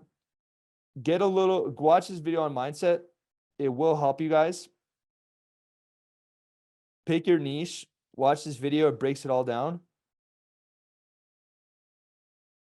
Create your offer that's already done, so you have it ready to go. And set up one free prospecting channel, whether it's Instagram DMs or cold email, pick one. Instagram DMs or cold email, pick one, start it. And not only set it up, but also actually start prospecting. That should be week 1. Yeah, and it leads you to setting appointments and closing appointments. That's the golden word for Joel Kaplan in my mind for the last like 5 years. Setting appointments and closing appointments. That's what people don't do. Yeah, I think you guys are gonna watch this training and be like, oh my God, like the AI is awesome, and then spend weeks tinkering with the AI and you don't even have a client. And it's like, when I teach this, people think that I don't care about client results. Guys, client results matter so much. If you have bad client results, you're not going to have a successful business. Remember what I said day 1. If you can get your clients, then you can always get yourself clients. So it starts with that. And the reason we started on day 1 with client results is because that's the foundation. But here's the truth. Most people will spend months tinkering, learning, messing with what is going to happen if I land a client, and they never actually focus on landing the client. And I follow the analogy of the airplane. When you're on the airplane and there's a warning for oxygen or lack of oxygen, what do they tell you to do? Put the mask on yourself first, then help the person next to you. You have to be able to find the client, aka put the mask, if you want to even support the person next to you. And what ends up happening is most people never have clients. I would say 90% of agency owners, this is going to sound crazy, Paulson.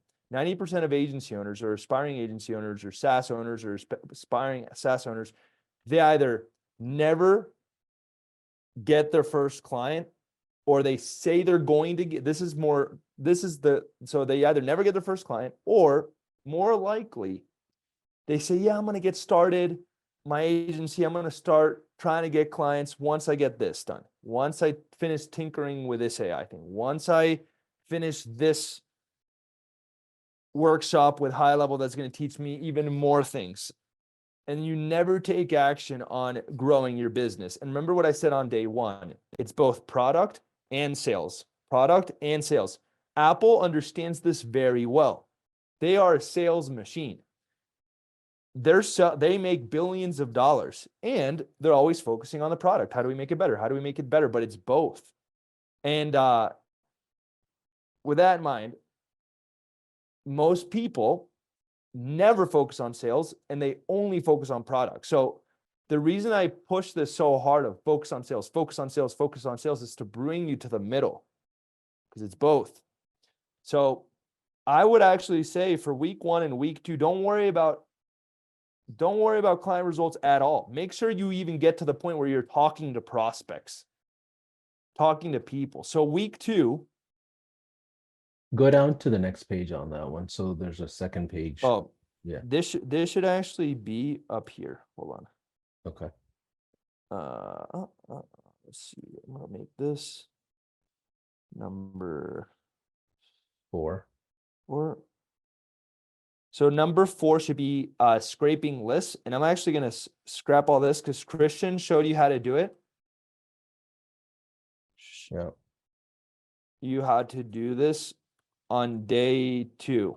So you guys need to scrape a list of we basically prospects. how to get to 10,000 cold emails a day. Yeah. So scrape lists of prospects in your niche. Christian showed you how to do this on day 2.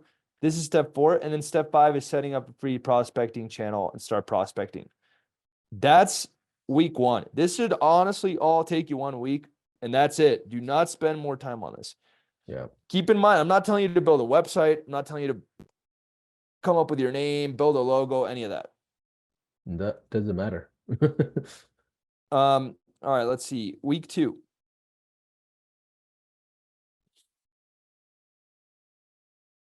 I'm actually going to put paid ads a little bit farther down. And this is for someone who's just starting out. Just Correct. FYI. Yeah, we're talking about launching. Okay, week 2. Let me just like put this down here for now. Okay. Week 2, I don't want you to move on to step 6 until you have started prospecting and have replies You mean coming in. don't worry about a script, intro script until Nothing. I don't okay. want you guys to worry about anything else. I'm Love trying to it. dumb this down. Love it. I do not care about anything else until you guys are like, oh my God, someone replied to me on Instagram. Then I want you to worry. Yeah. Again, Don't solve. fire, Yeah. ready, aim. Yeah. Oh my God, they replied. What do we do next? That's Yeah. the right mindset when you're a beginner, because if not, if you over prepare, you're going to burn out. You're going to be extremely overwhelmed to the point of burnout, not in a healthy way. And also, what's going to happen is as a beginner, you have so much to learn, deal with, improve. You have fears to overcome that you've never faced. You have Yeah. skills to learn that you've never had to. You have limited time and limited resources. You have your back up against the wall in every way humanly possible. So Yeah. we have to be as efficient. We have to be as efficient as Ashton's AI bot, right? We need to be so efficient. And the only way to do that is by only focusing on the next step and the next step and the next step, not 8, 9, and 10. So some people might be like, well, Joel, I need to build my sales presentation before I even prospect. No, prospect first, one step at a time. And when it becomes the time to deal with the demo presentation, you will actually know, your business will speak to you. Guys, I've helped 109 agency owners scale to 100K a month. I've helped teenagers scale to 100K a month. Yeah. I've helped over 10 teenagers hit 10K a month. I've also helped agency owners go from 0 to 100K a month in 30 days. And I'm telling you, I've seen this happen over and over and over again. And I also said, I train the entrepreneur. I don't train the model, the system. I'm the hardest part is getting you guys to think the right way and take action the right way. I always say this, it's not about taking action. It's about taking action on the right things. And that is what I'm trying to do here. So week 1, to recap, watch the mindset video, which will go into all these concepts further. Then pick your niche. Then you don't have to create your offer. That's already been done. Scrape a list of prospects and set up one free prospecting channel and start prospecting. Do not move on to week 2 until you have started prospecting and have replies coming in. So once you're like, Joel, I got someone to reply to my cold email, great. Then I want you to go and look at the intro script that we wrote or that we went over yesterday, and I want you to rewrite it for your niche, Yeah. for yourself. So I want you to then take it and rewrite it. You're like, oh, okay, now I'm getting replies now. Now it's time to work on it. Yeah. Then I want you to build your demo. Yeah, real quick on some of these things like niching down and all of that.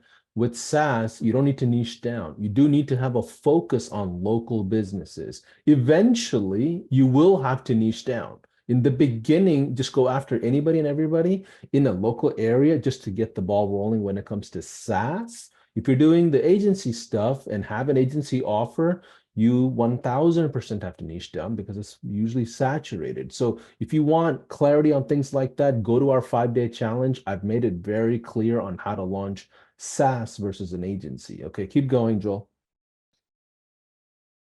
Yeah, so I think I was just looking at the comments Yeah, to see yeah, if yeah. there's what people were saying. I would also say that as far as like the local business thing, like, yeah, well, I don't want to get into that. That's going to be like a whole other spiel. I know We it's got gonna to be keep 2 moving. hours. Yeah. Yeah, we got to keep week two. moving. By the way, if you're like, Joel, I only have one client, this still applies to you. This all applies to you unless you're already at 6 figures. If you're at 10K a month, fine. This doesn't apply. But if you're under 10K a month, this absolutely all applies to you. If you're like, Joel, I only have one client, this still applies. Then you're going to build your demo presentation. That's going to take you about 2 2 hours max. Honestly, I'm gonna do this the Joel way, Paulson. I'm Yeah, sorry. Week one, do it the then Joel way. this should take you one day. I'll give you 2 days. Yeah, give them 2 days. But I If like you the urgency because that's the way I think most people have to function to compete. You're competing. You're in sports as business owners, and the best Kobe's win. Not just because you're playing, you'll win. You have to be cutthroat at this and be cutthroat to yourself. Have standards of getting things done. Okay, I'm gonna get off my soapbox. I'm finding myself going down that lane. Okay. No, you're good. You're good. You're good. So look, once you're getting positive replies to your outreach, people started saying, yeah, I'm interested. Sounds awesome. You have 48 hours to write your intro call script or build your demo presentation. And build your demo presentation. I give you 2 days. You got 2. But we've already built it out. They just need to change the names. They need to change a few things. Yeah. They need to change. So it should only take, I'm going to give you 2 days because you're going to want to like design it. And I already know you guys, you're going to make it look pretty, all that stuff. Fine. Go for it. But you got 2 days. After 2 days, you're still tinkering the presentation. You're not focusing on the right things. Once you land a few clients from free prospecting, I want you to set up paid ads. Now, paid ads is a little bit more complex, so I'll give you 72 hours. Yeah. So And once don't you need to start hire landing, anybody. You can do it yourself in the beginning. yeah, and we showed you guys exactly how it should be set up. Cool. At this point,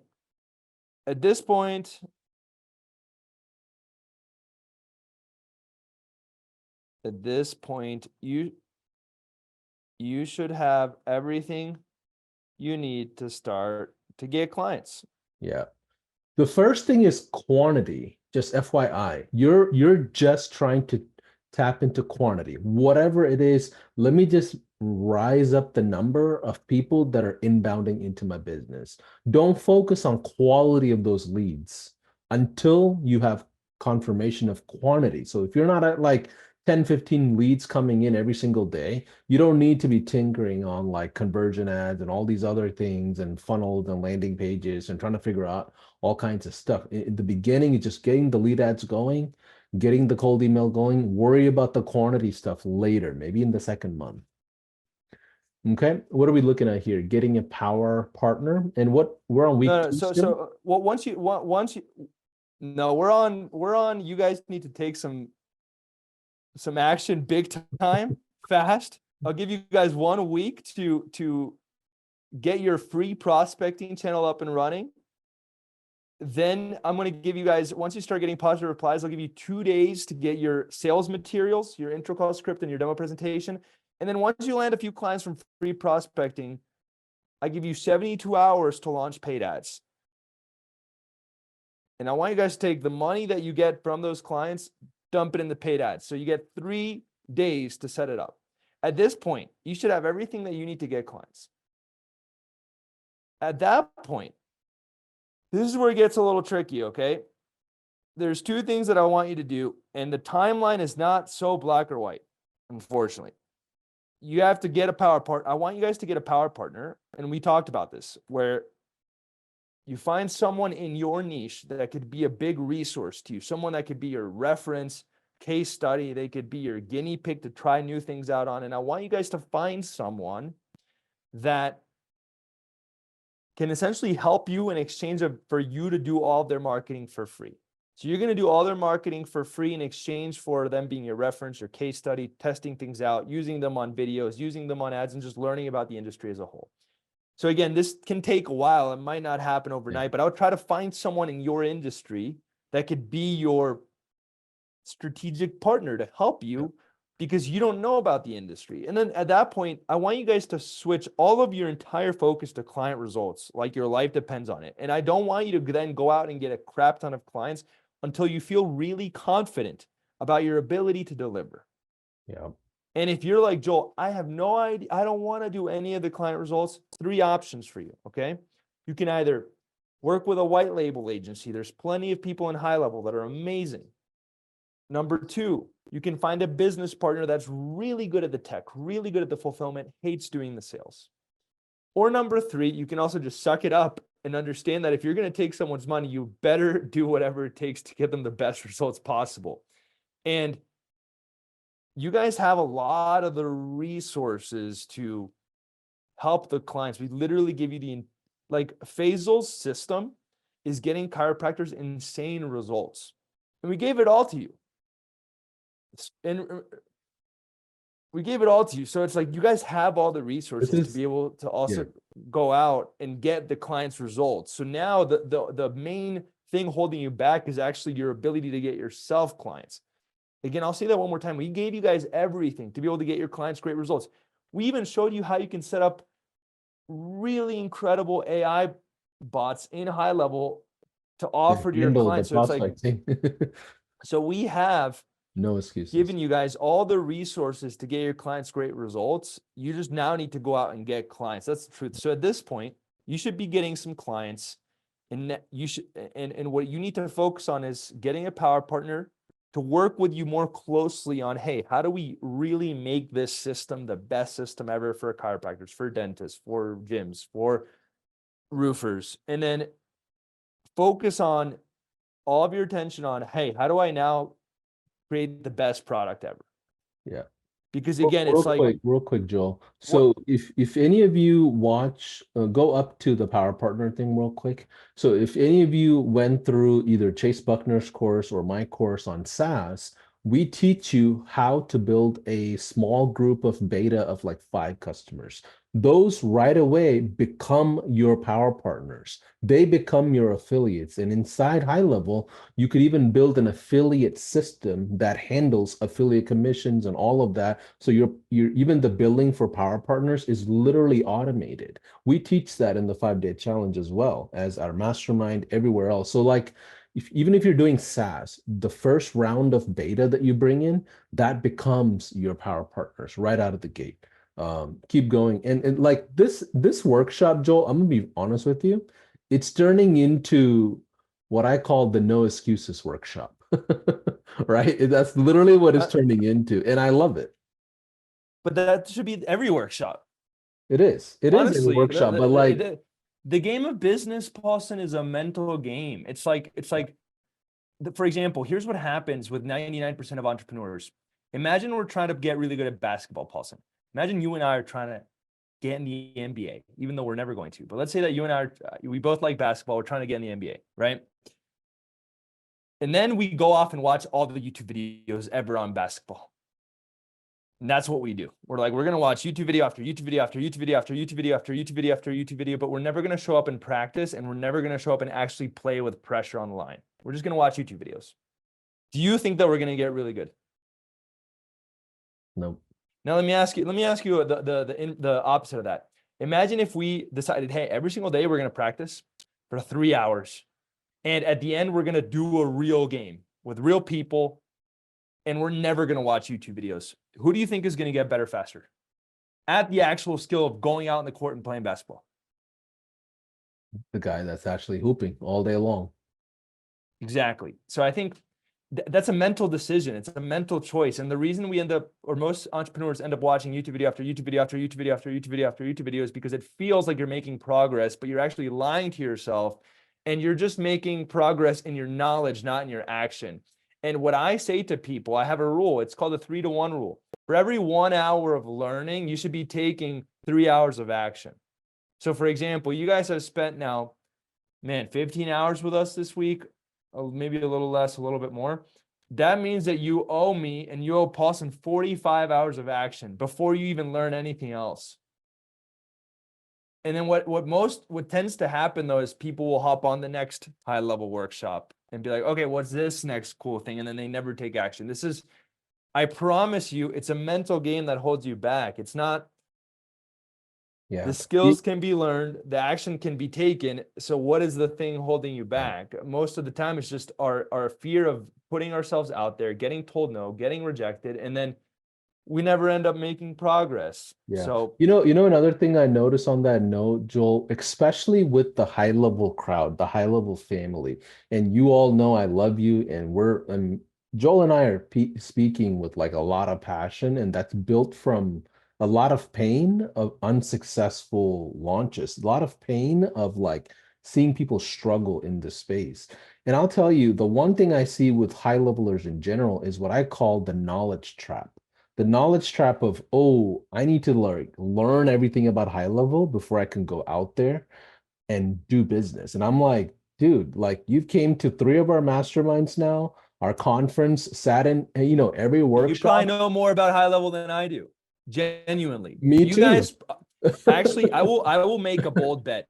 90% of you guys watching this know more about high level than I do. Me too. I don't know enough about high level myself. And it's the same thing. But if you put us out there on a sales competition, I can make my run for my money because I will go But out, here's the thing, you Paulson, know? I will actually be able to get people better results, even if I know less about high level. And here's why, because I'll actually, it's almost like the analogy of being out in the court and practicing.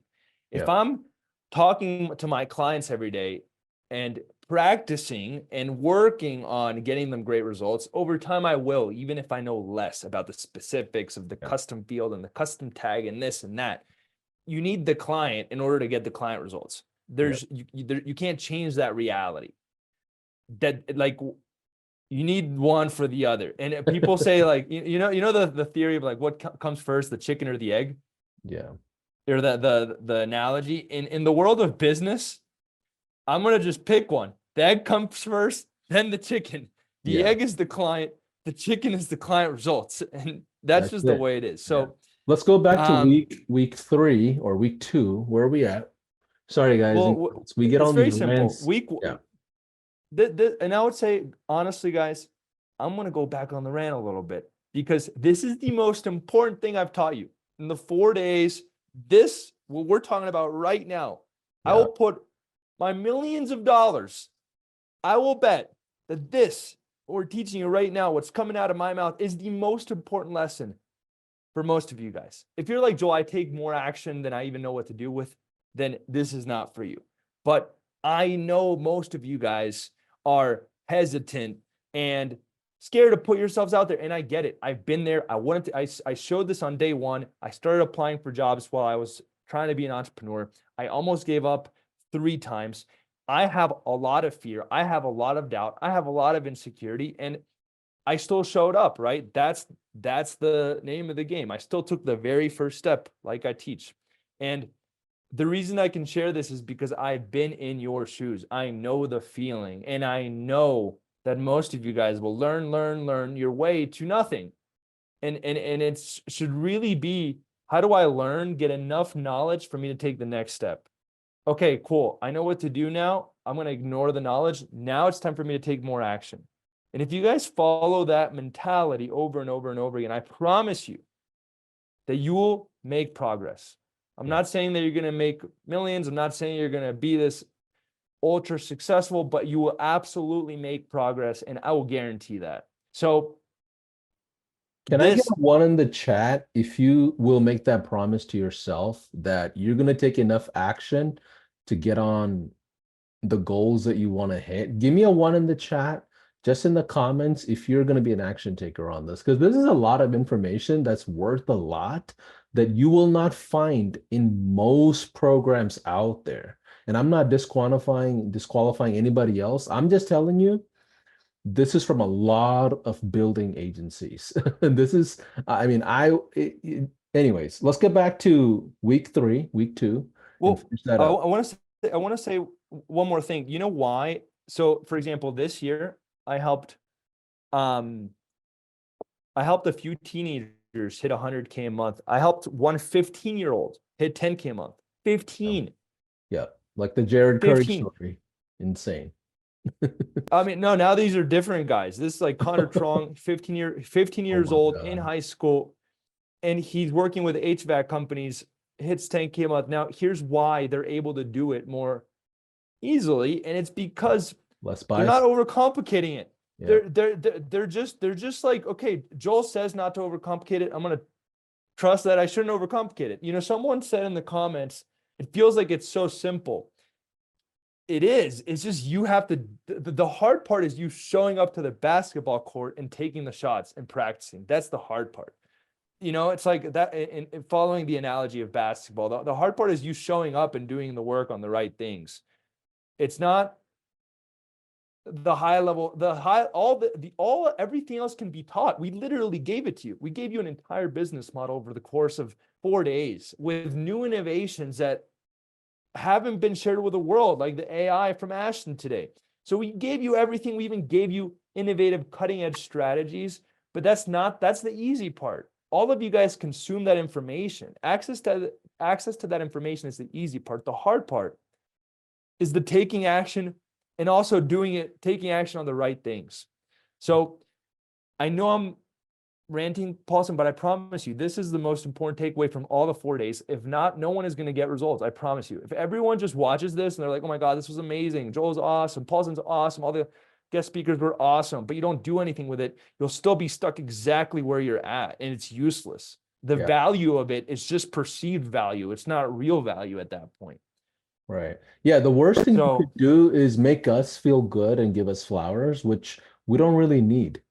We don't need any more flowers than what we have, because we are action takers and we want you to follow that same energy, the same type of mentality, and do this for your own self and your families and loved ones and yourself as a person. Like, the journey that you took off was, it's not what it all you thought it was going to be. Like, I did the same thing, jumped into my first 997 course. 2 years, I had like almost no clients because I was just taking a lot of different action. It wasn't efficient until I realized, okay, I got to take the right action. Anyways, let's get off our soapbox here for a second. Yeah. It's out of love. No, I think, like, honestly, that's the whole. That's all I'm gonna tell you guys to do. If you guys want a specific plan, I would say spend 1 week diving into some more mindset stuff, picking it, which you actually don't even need to. That's more if you want. Actually, no, I'm gonna get rid of it. You guys don't even need this. Boom. Pick your niche. Got your mindset just in the last 10 minutes. Yeah, you got it. You got it. This is the mindset. You just needed a little push. This is it. This is it. Let's not waste any more time on that. So in the next week, pick your niche. You don't need to create an offer. That's already done. Scrape a list of prospects in your niche, set up a free prospecting channel, and start prospecting. Once you start getting replies, write your intro script, build out your demo presentation over 2 days. Okay. Once you start landing a few clients from prospecting, set up paid ads within 3 days. At this point, you should have everything that you need to start getting clients, which means that now I want you to focus your attention on, hey, now that we have some clients to work with, let's make the best product in the whole wide world for them.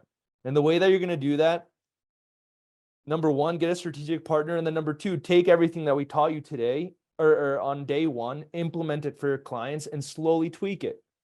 That's really the answer. Take everything we taught you on day one, implement it for your clients, and start to slowly tweak it. So that's it. I'm going to give you guys that game plan. And by the way, I know 12 months sounds awesome, but right now, if you guys are below 10K a month, you should be thinking in day to day, week to week. Like, what do I have to do next? What do I have to do next? What do I have to do next? Not, 6, 7, 8 months from now. So guys, hopefully that was helpful. As far as 10K to 100K a month,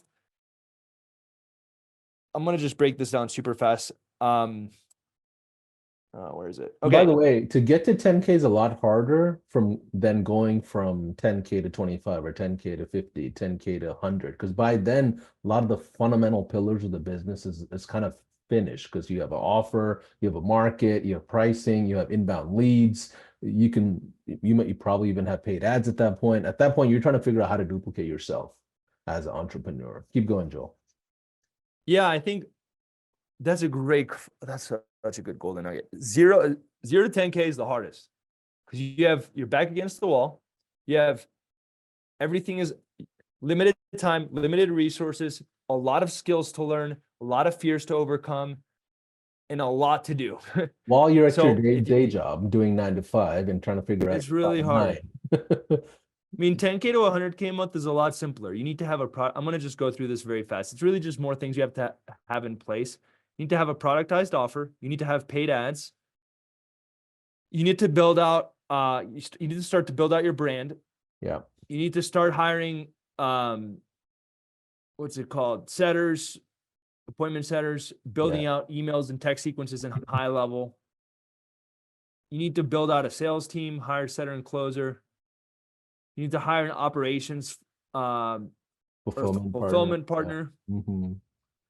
Yeah. Build out your team, automate service delivery, and learn how to sell high ticket. Like that's just really fast. Can For me to you teach. can you go back to that? I want to just highlight one thing that you just glanced over super fast that is really important. Can you go back to that? I want to just make a point here because it's really Sure. Yeah. important. So go number 2, productized offer. Okay. Agencies out there, implement and build some kind of a software offer into your agency. That is going to be the fastest way you can productize your offer. And what Joel's talking about is creating an assembly line. So it's repeatable. You're kind of creating the same type of fulfillment. Okay. And Joel and I come from the world of absolutely not wanting to do custom projects. We don't do custom projects in our world of agency delivery. Everything is predictable offers. And SaaS allows you to go down the route of productizing the fastest way possible. Okay. Whether it's downsell, gateway offers, whatever, SaaS allows you to productize the fastest as an agency more than anything else. I just wanted to just let you know that because regular agency services is high churn regardless. SaaS services that are baked in with an agency service has less churn. If it's SaaS only, even better churn, right? So like pay attention to that component. And that's when you need to go into figuring out, okay, my offer needs to be better. How do I productize this to make it easier for my team and then launch to bigger markets? Keep going, Joel. Yeah, I think like also guys, I have a lot of content on YouTube as far as like how to scale to 100K a month. If you guys get to 10K a month, the chances of you being able to scale to 100K a month significantly go up. It's Yeah. Because at that point, you know how to get clients and get clients results. Yeah. And that's kind of the foundation to this business model. Yeah. That's it, So, yeah, if you're 10K a month, you're trying to get to 100K a month, the big things to look for, you have to build a sales team to free up your time. You have to build an assembly line for fulfillment so that you're not stuck doing all the work. You need to build out your team. You need to build out all of your systems, onboarding systems, automations with HighLevel, all that stuff. And then you also need to start building your brand, right? You need to start to be $1 million brand. And the way that you do this is, I mean, this could be a huge this could be more content, but I don't want to overcomplicate the process for you guys. So for now, I'm just gonna leave it at that. Cool. I think you guys get it. They get it. Paulson, when you said let's make a 12-month plan, I was like, man, should we just hammer them with the truth of what they need to hear? Because I think really, it's you guys important to have a structure of some kind that you're going to follow. Like have a game plan. Like you guys don't need us to create a plan for you, but have a structure of action plans. Like matter of fact, in the comments, can you type in what is the source? What is the cold source of inbound leads that you're going to go after? Is it cold email? Is it Instagram DMs? Is it paid ads? Type in the comments of what you're going to launch first. I kind of want to get an idea, ballpark idea of what kind of action you guys are going to all take. I would love to just see that. Let's see. Nico says email. Let's see. Michael Scott says he's going to launch paid ads. Callie says Instagram DMs. Let's see. Let's see. Okay, yeah, nice. perfect. Cold emails, Guys, ads, like just own that. Whatever you're just saying right now, own that and launch it by next week. You don't even need to wait till January. We're still in December. We got like a whole 2 weeks left in my mind for 2023. So by the time January comes, you have pillars built out for your business.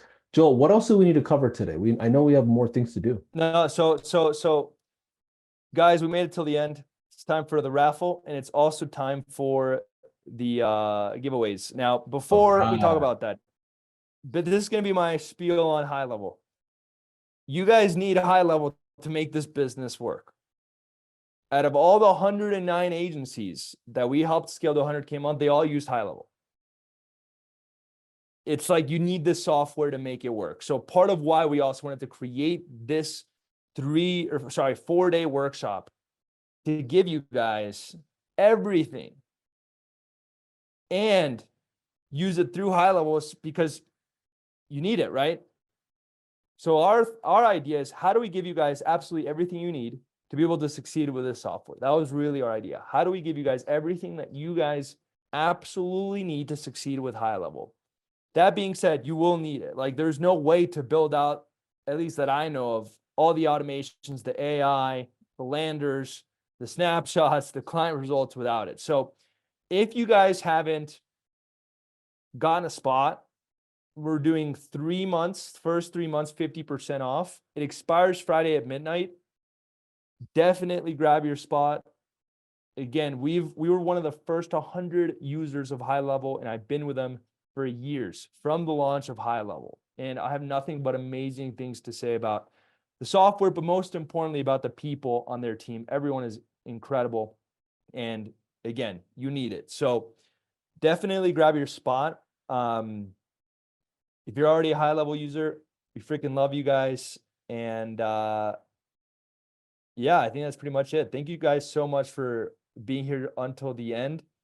So as I promised, we're going to be giving you guys my top 10 courses ever for free. We're going to give you guys access to all the snapshots that we talked about, as long as you have HighLevel, because you'll need them to download them. And we're going to give you access to all of the resources that we shared. On top of that, we're going to be raffling away an iPhone, and we're going to be raffling away a one-on-one with me. So here's how we're going to do this. Do we have your any HighLevel team members on by any chance on Zoom? Jordan. Yeah, Jordan. Jordan is on. Hey, Jordan, you still there? You know it. I'm here. Yes, sir. Jordan, I have The a big MVP. favor to ask. Jordan, I have a big favor to ask. So what I need you to do is take your phone out and record, or I don't know if we can export all the names of people that made it till the end, or how we do it at Agency Lab, but I don't know how we do. My team does it. But we essentially need to take all the, if your name on the Zoom is Oscar, it's not going to work, right? So you need to put your first and last name. I would recommend everyone change their Zoom name. Yeah, let me go ahead and allow people to rename allow that. themselves. Yeah, better have a first and last name on there. Let's see, change your name to first and last name. So if Zoom user, Mr. User, it's not going to work.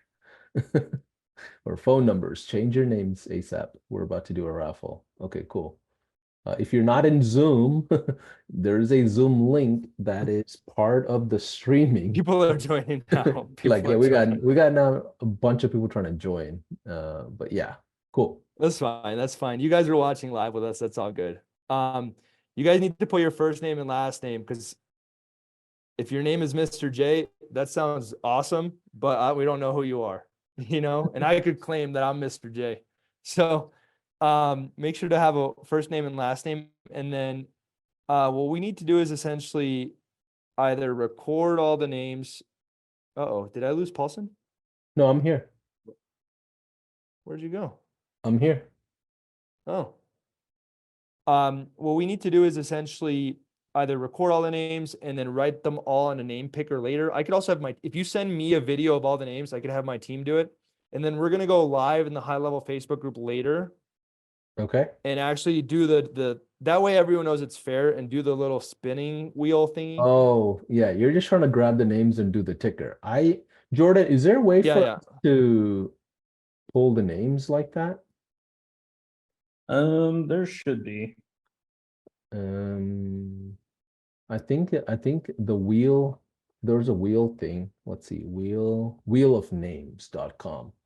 That's what we had. Yep, there is that. Yeah, it's Wheel of Names, yeah. But we will need to import all the names. If we need to do it later today, because I just want to make sure we get everyone on Zoom, get all the names, and then raffle it off later. Yeah, let's we could also do that. Let me see. And Jordan can hop on later on Facebook Live. Let me see. We have a way that we can basically just get a list of all the attendees, and we can do it that way. Yeah. And Yeah. that'll be after the meeting. Yeah. Matter of fact, we have triggers set up that tells us which person actually joined our live versus just registered only. Okay. So what I'll do is grab that list and we'll do the wheel of names and maybe like record like a Loom video and we'll post that Loom Or video. just go live and do it. Whatever's easiest. Or Loom, whatever you guys want to do. But we need to essentially pick 2 people. Okay. So you need Jordan, to, how do we run the wheel twice. what are your thoughts, Jordan? Are we able to do that now or do we have to do it after the call and pull the names from the system? I think we can just do it afterwards and just pull the names from the Okay, system. cool. It's going to be the Yeah. easiest way to do this. Cool. Okay, sounds good. Cool. We'll post the winner in the group. So we're gonna post the results in the HighLevel group. This is your last chance to enter in the Zoom. Yeah, cool. Make sure to change your name first and last name. And as far as the giveaways, let's talk about, or sorry, the free courses. Let's talk about how to get access to those. So, And by the Let's way, highlight there's like close to 12,000 people or 15,000 people registered. And I think about 3 or 4,000 actually showed up live each day. So there's going to be a That's lot of people awesome. on that wheel. Hopefully the wheel doesn't break. For sure. Hold on, let me just okay. So there's 2 links for you guys Where did you put that it? you need to follow. I'm gonna show them right here on the Google Doc. Okay.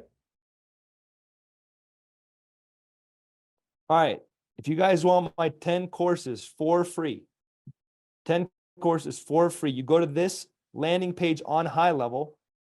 And if you fill this out, what's going to happen is you're going to automatically be sent the logins. There's going to be an automation that's going to happen behind the scenes, and it's going to automatically send you the login. So if you go to joeltop10.com/courses, joeltop10.com/courses, you can sign up and create your login to get all of these 10 courses. My 100K month masterclasses, how to send 10,000 emails per day course, the 5-day agency profit challenge, the agency fulfillment course A to Z, YouTube ads agency for B2B, YouTube ads agency for local business, paper show agency course, sales mastery course, TikTok ad agency course, and top 10 masterclasses of all time.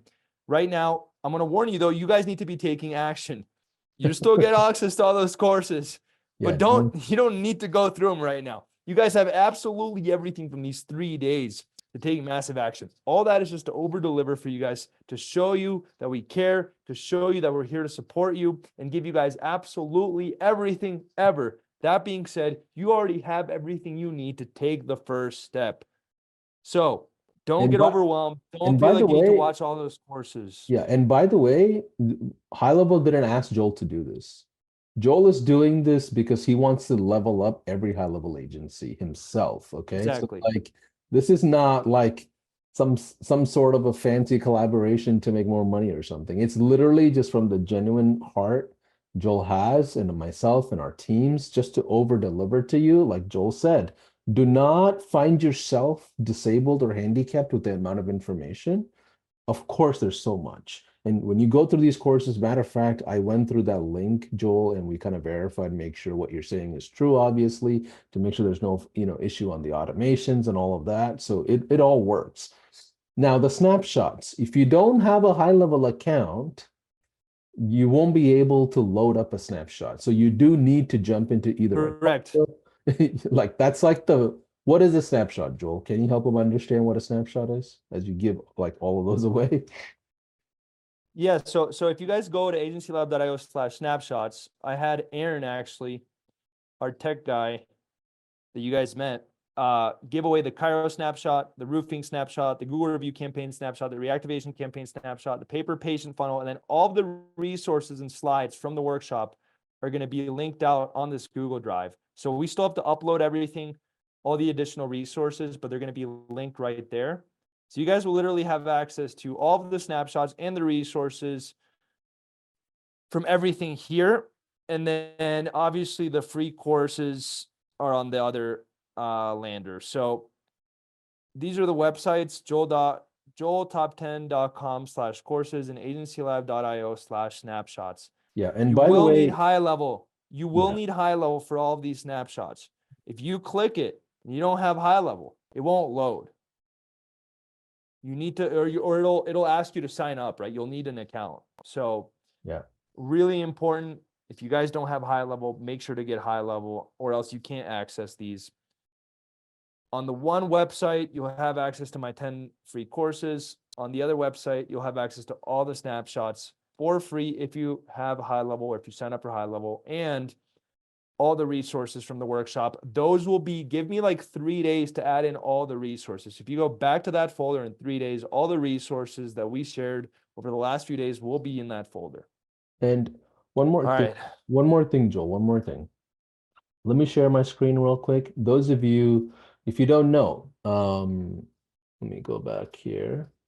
Okay, last thing. This is where you find the link to sign up for HighLevel at 50% off, okay? Just go highlevel.com/Joel-Kaplan-off, Yes. and that'll expire on Friday this week. As you might have already seen, we're getting ready to ramp up for another workshop next week during the holidays. So this workshop offer will end this week. After that, you won't be able to access all these things.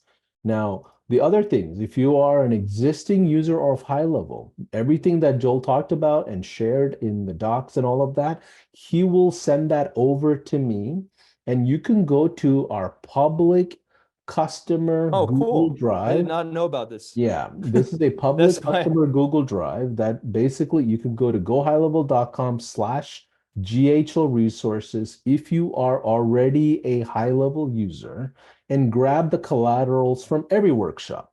This particular one with Joel, I haven't uploaded anything yet because we only wanted to present it today on Thursday. So over the next couple of days, I'll upload all these collaterals Joel is sharing in that public facing Google Drive as well. As long as you have a HighLevel account, you'll be able to download and upload and have all those snapshots. Matter of fact, some of the guys like Faisal, Aaron, Isaac, these guys are going to be sending me Loom videos that also provides instructions to how to actually, same thing with Ashton as well. Those guys are going to be sending me Loom videos as well of explaining what's inside the snapshot and also how to install them, okay? Joel, what's next? Q&A? 30 minutes? We can definitely do that. I will take a 1-minute bathroom break. Let's If do that's that. all right. That's The not a last that's not a 3 problem. days, I've just been going without telling anyone. You know what's crazy? So- You know what's crazy? I was like dreaming in my mind about random things we're talking about in the workshop. That's how much involved our brains are in these workshops. Like we're sleeping through the Absolutely. snapshots.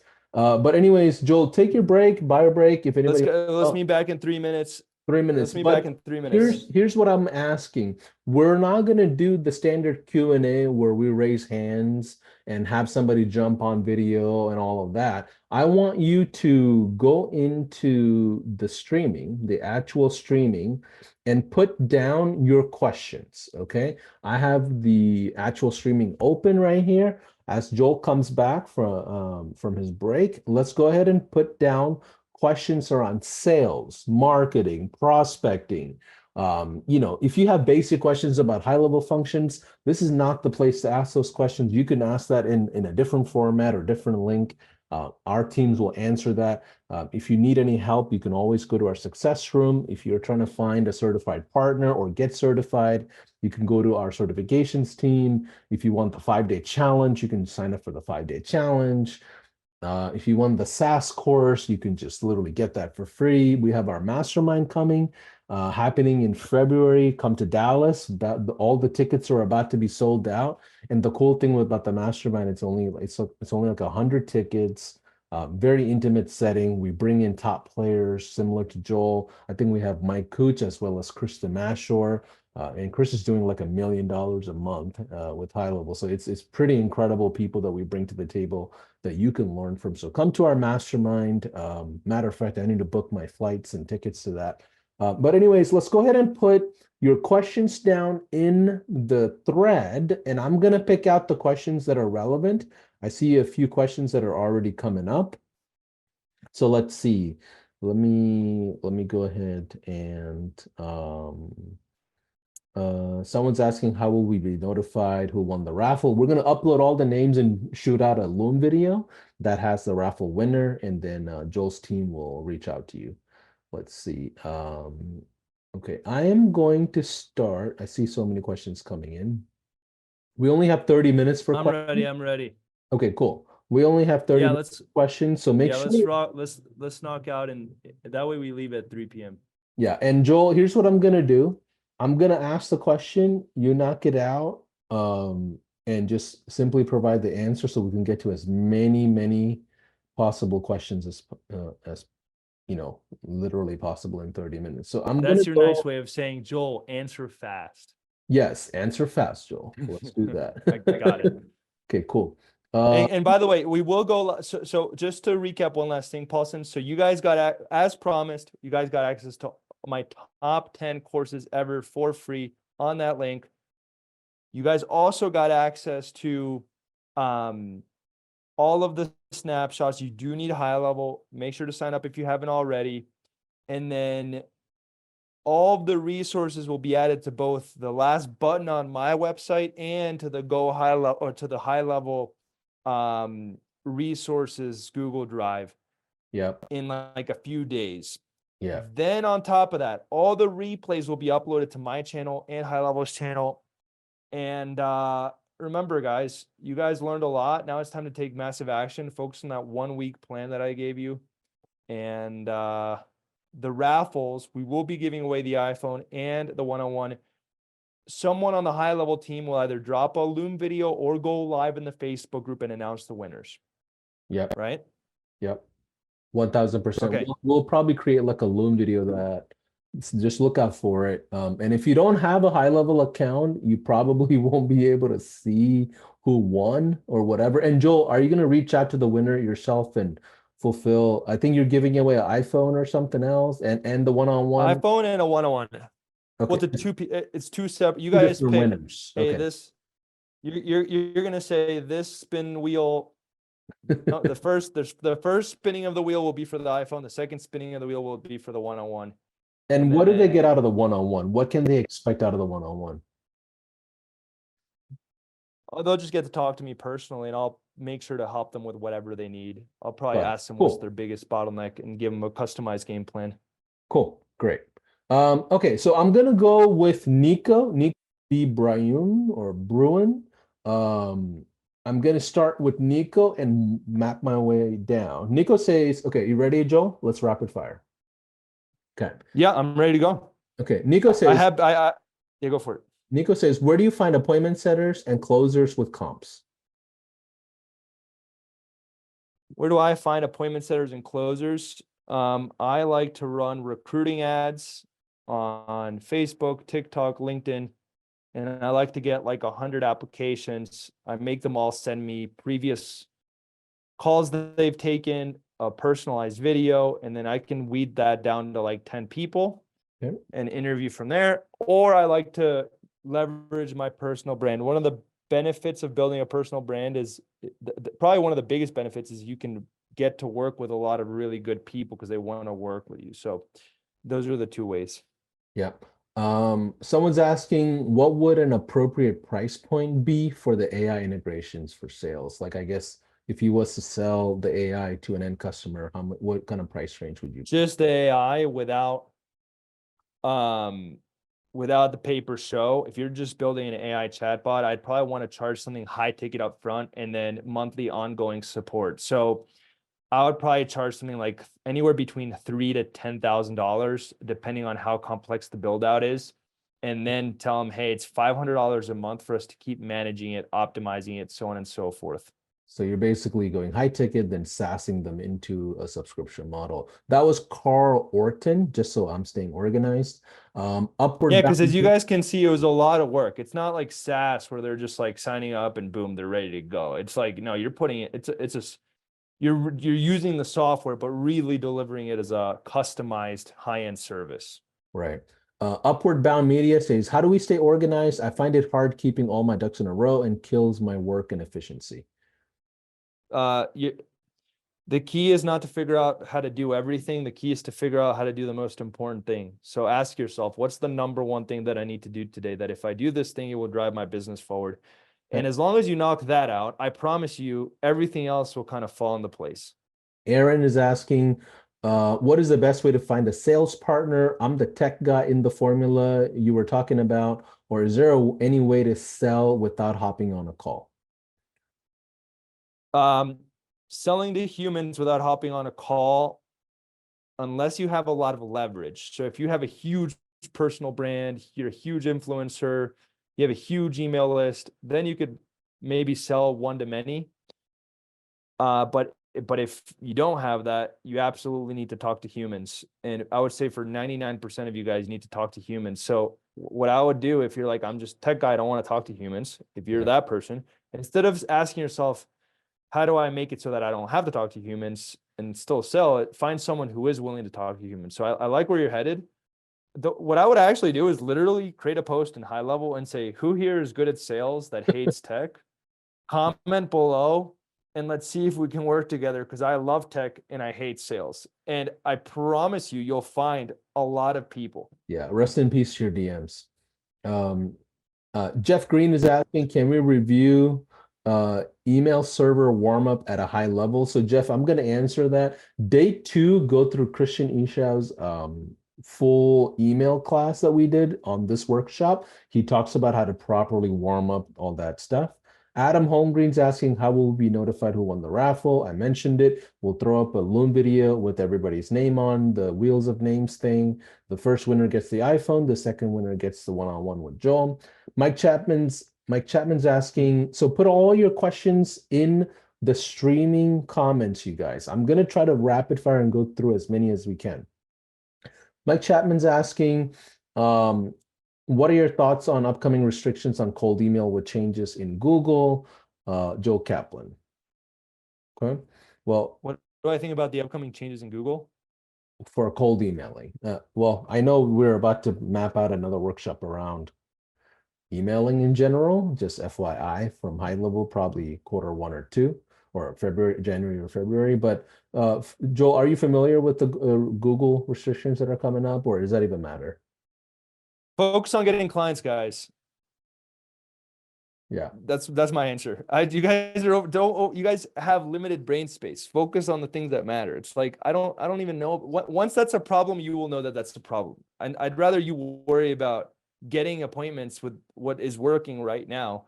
And the moment that that's a problem, then pivot. Sure. Kelly Morris is asking, but I don't know about it. Yeah. We're about to do a masterclass on that, just so you know. There are some new things that Google's implementing. So we're going to have an email expert come in that I'm talking to a couple of them right now to see if we can schedule something for probably end of January or February. I'll keep you guys posted.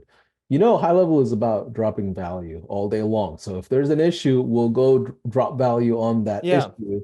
Like even A2P guys, like we had a webinar on A2P to just show you how to get approved. Now affiliates. Let HighLevel worry about it for you. Correct. You focus on building your business. Yes. And the moment that it's a problem, then go watch the recording.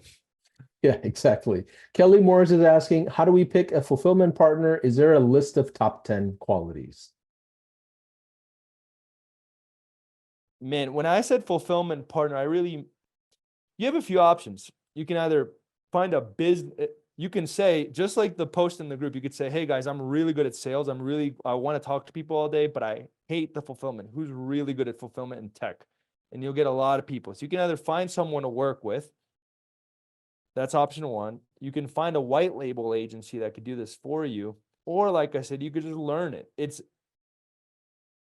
the hardest part about getting clients results, from my perspective, has nothing to do with the actual tech. It has more so to do with setting expectations, with training the client to be a better business owner. Remember, we talked about this thing right here. We said mindset. You have to be the one practicing on the court, not the one learning. It's the same for your clients. So if you get really good at getting your clients to be better entrepreneurs and teaching them to be a better entrepreneur, everything else falls into place. So I think you can either learn this on your own over time, find someone in the high level group that's really good at fulfillment and it is not good at sales that just wants to do fulfillment. Or you can find a white label agency. There's some white label agencies that I recommend. Yeah, But yeah, there's a ton. There's a ton. Matter of fact, you could even find a certified admin. So right now, HighLevel rolled out certifications literally last month. So now people are finding certified people, so you know they know how to fulfill on HighLevel as well. Easy way for both types of people to just get involved. Yavar is asking, I'm not sure if there's a need for marketing for tattoo studios. To answer that question, do your own research in the industry. Mahidi Kane is asking. I can tell you that person's been asking about. I've seen that person in the comments for the last 4 days asking about tattoo studios. It's all I would say. I personally I wouldn't run ads for a tattoo studio because that's not how people normally buy tattoos. It's a very aesthetic thing. If I'm going to create and I actually think I messaged that person back. If I'm going to launch a tattoo studio agency, I would build a content agency where I'm helping them create content and build their brand as the artist. That's what I would do. Yeah, and aesthetic industries are like that, like med spa, anything that's beautify oriented. They're very branding driven. So if you can position nice, like branding oriented things, they would probably take those services on. I would build them. I would do a combo of SaaS with content agency where I do all their content and I help them use HighLevel. Mahidi Kane is asking thoughts on cold calling. Thoughts. Okay. Here's the thing on cold calling. If you're using it as a way to overcome your fear of talking to people, it's a great tool. Number one. Number two, it only works in industries where it's very easy to get, or I'd say easy to medium difficulty to get a hold of the decision maker. Like if you're a beginner cold calling a dentist, you're going to be miserable. Like the chances of you getting through to a dentist are going to be very, very low. So even your ability to practice is going to be low. So I think it works in some niches better than others. That's my second thought. And then my last thought is it's very, very, very hard. So I like to do things like cold email or Instagram DM to get someone to essentially give me permission to call them first. Cause then it's still kind of like a cold call, but with their permission. It's warm calling with inbound leads coming to you for some reason. Yeah, or at least they're saying, yeah, like give me a call. Maybe we could see if it makes sense. It's easier than they're like, it's a little easier than them being like, who is this? What are you? Don't call me. But again, if you're like Joel, but I was the top cold caller for the last 2 decades at my company, then cold call. It's not so black or white. Like, yeah.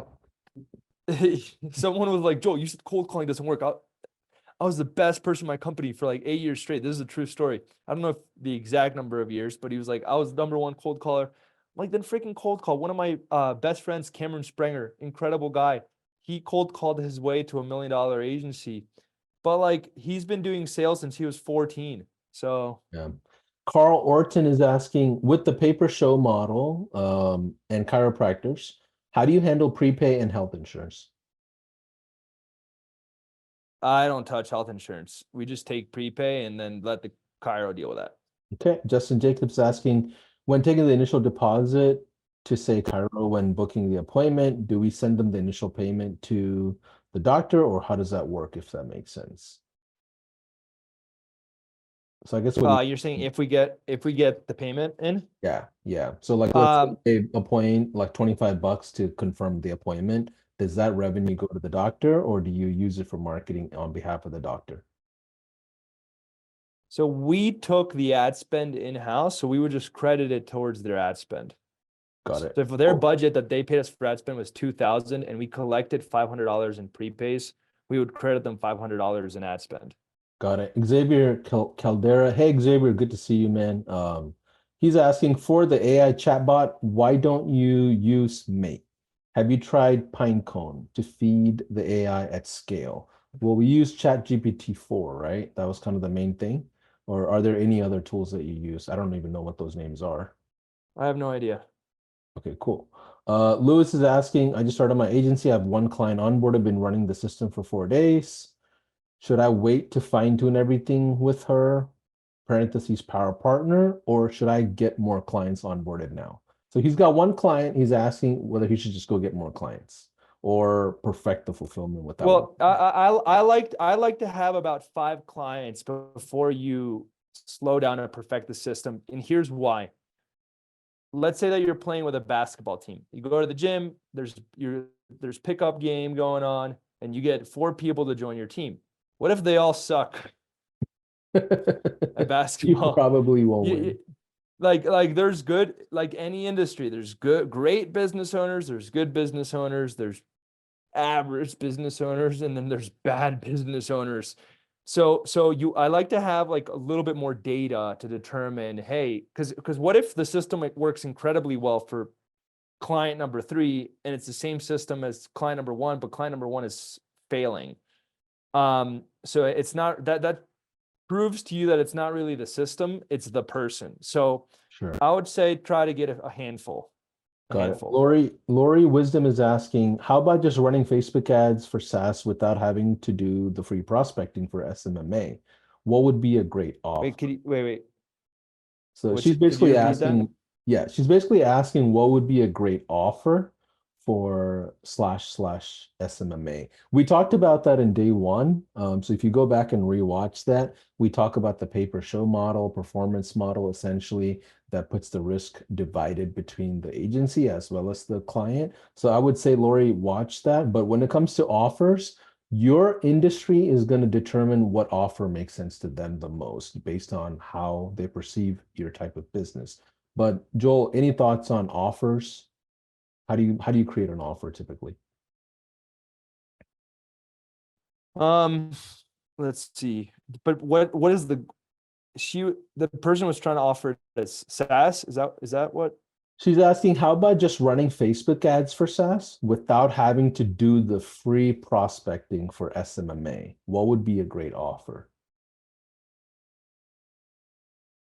If you're like, hey, sign up for my SaaS, I haven't seen that work as well, because it's like we talked about earlier. People don't want features, they want results. People don't Right. want, they don't Right. even want AI. They just want to know Yeah. that AI can help them get more patients, more jobs, more estimates, more Yeah. money. So it's like the problem is that if you're, all of your ads should be guided towards the desire or the pain. And Yeah. then and then your solution just happens to be SaaS to solve that pain or to help them get that desire. Now, as Yeah. far as offers, if I was trying to get a lot of SaaS people, what I would actually do is reach out to local businesses. Here, let me see if I can find this video. 1 second. Also, I think we might have misunderstood her question a little bit. I think she's asking also, should I just run Facebook ads versus doing the cold approaches if I had the money? Oh, okay. If you have the money, here's what's going to happen. If you run ads, you're going to be able to practice sales and practice your whole process faster, and you're going to get better a lot more quickly. But there is risk involved because it is pay to play. So what I like to tell beginners is get your first few clients organically so that there's less risk. Yeah. And then once you have a few clients, you can ramp up with ads. So if you're like, Joel, I don't care to invest and risk it, then go with ads. And if you're like, Joel, I already have a few clients, I'm ready to scale this up, that's when you want to light the fire, fuel the fire with ads. I love that. I think the second question after that was similar. I lost my spot, so I'm going back up here. Let's see. Put all your questions down, guys and gals. We're doing a power through of these questions here. Let's see.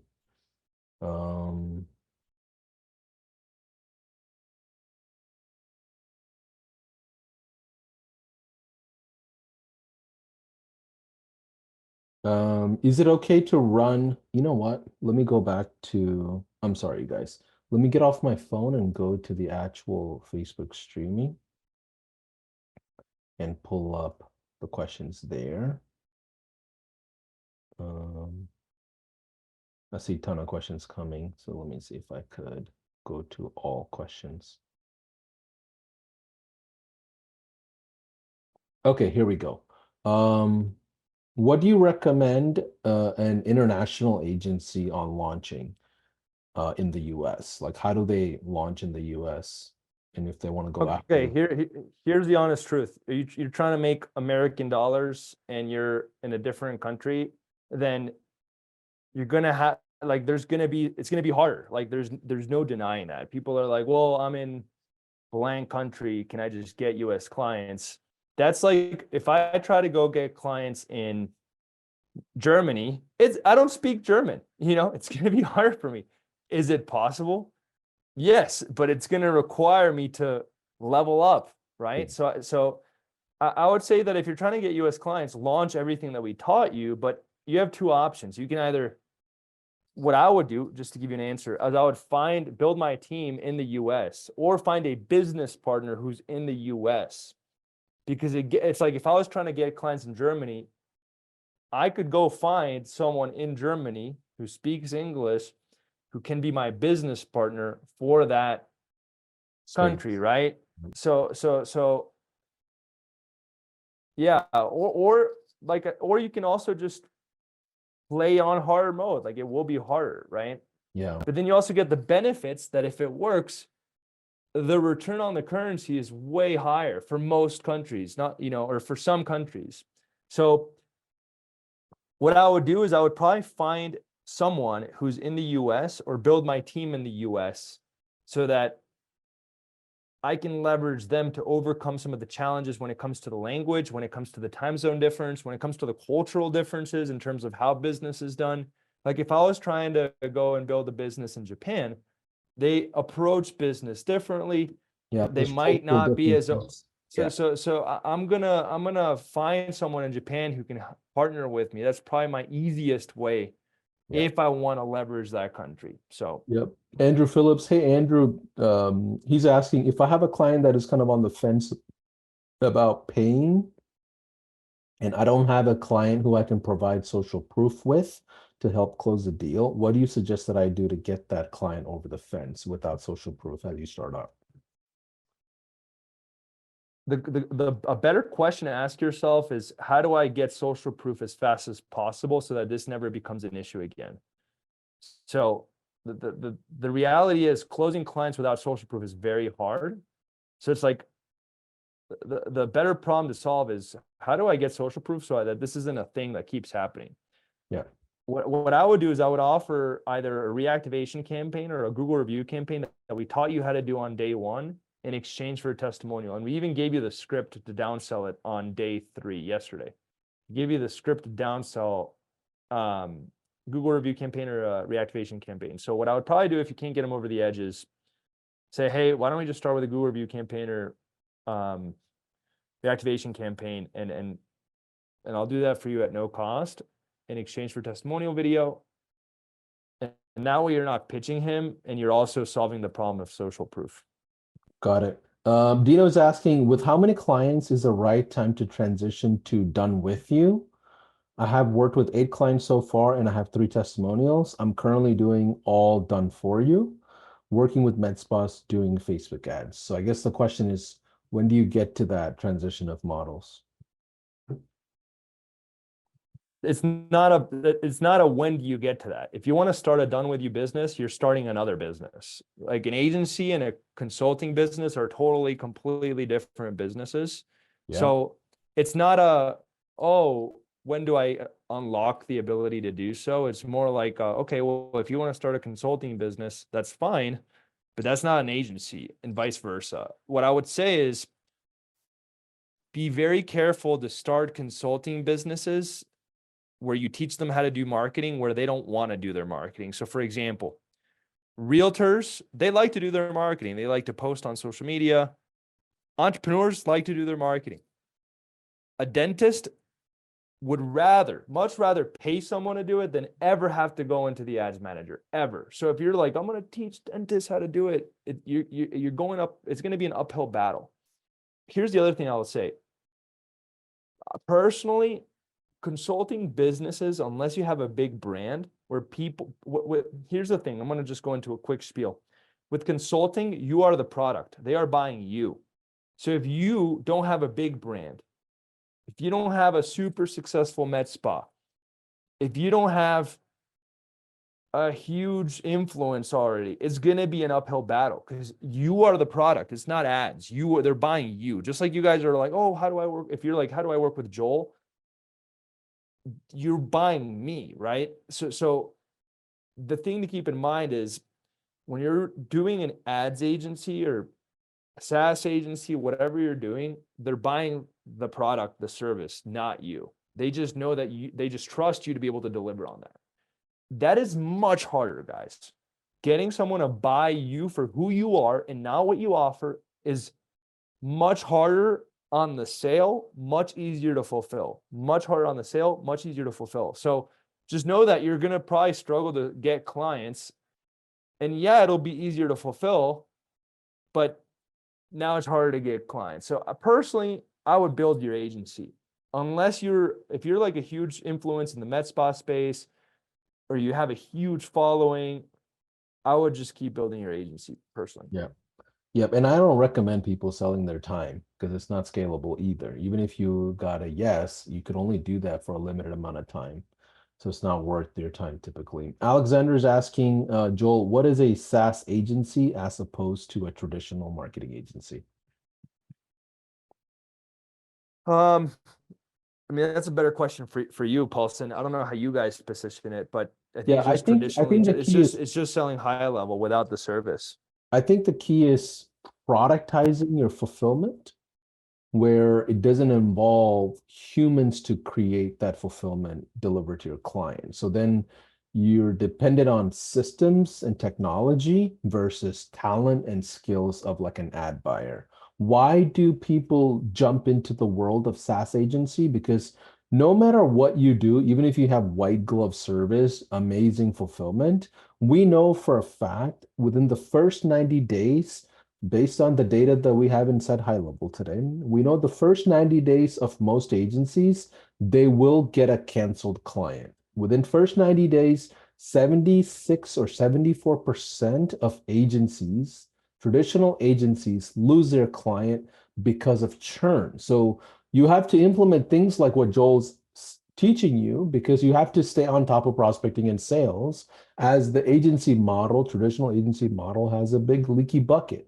Now, if you add a software to the mix, you lower that churn from 76% down to under 6-7% or even 5%. So what happens is this. Let's say you go sell Facebook ads, but you want, they cancel the Facebook ads for whatever reason. What as in a SaaS agency, what you can do is tell them, hey, you want to keep your CRM, you want to keep the system for reviews, you want to keep the system to engage with your customers.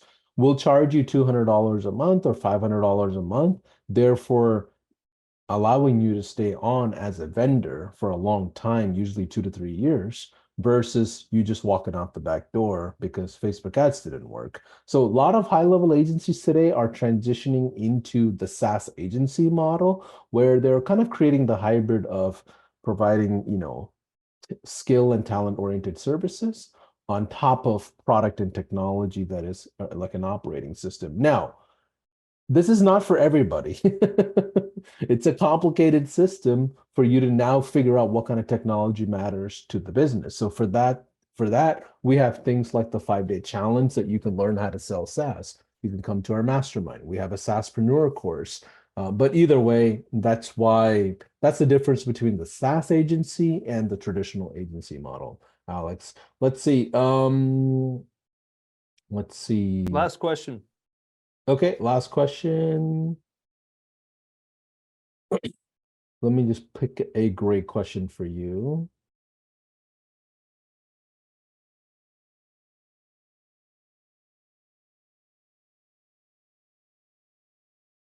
Okay, here's a good one.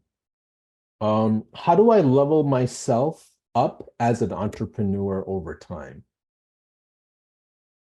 I think that's a great question to end on. I'll tell you guys a story. So I graduated college and I applied for this. I wanted to be an entrepreneur. In college, I had 2 failed businesses.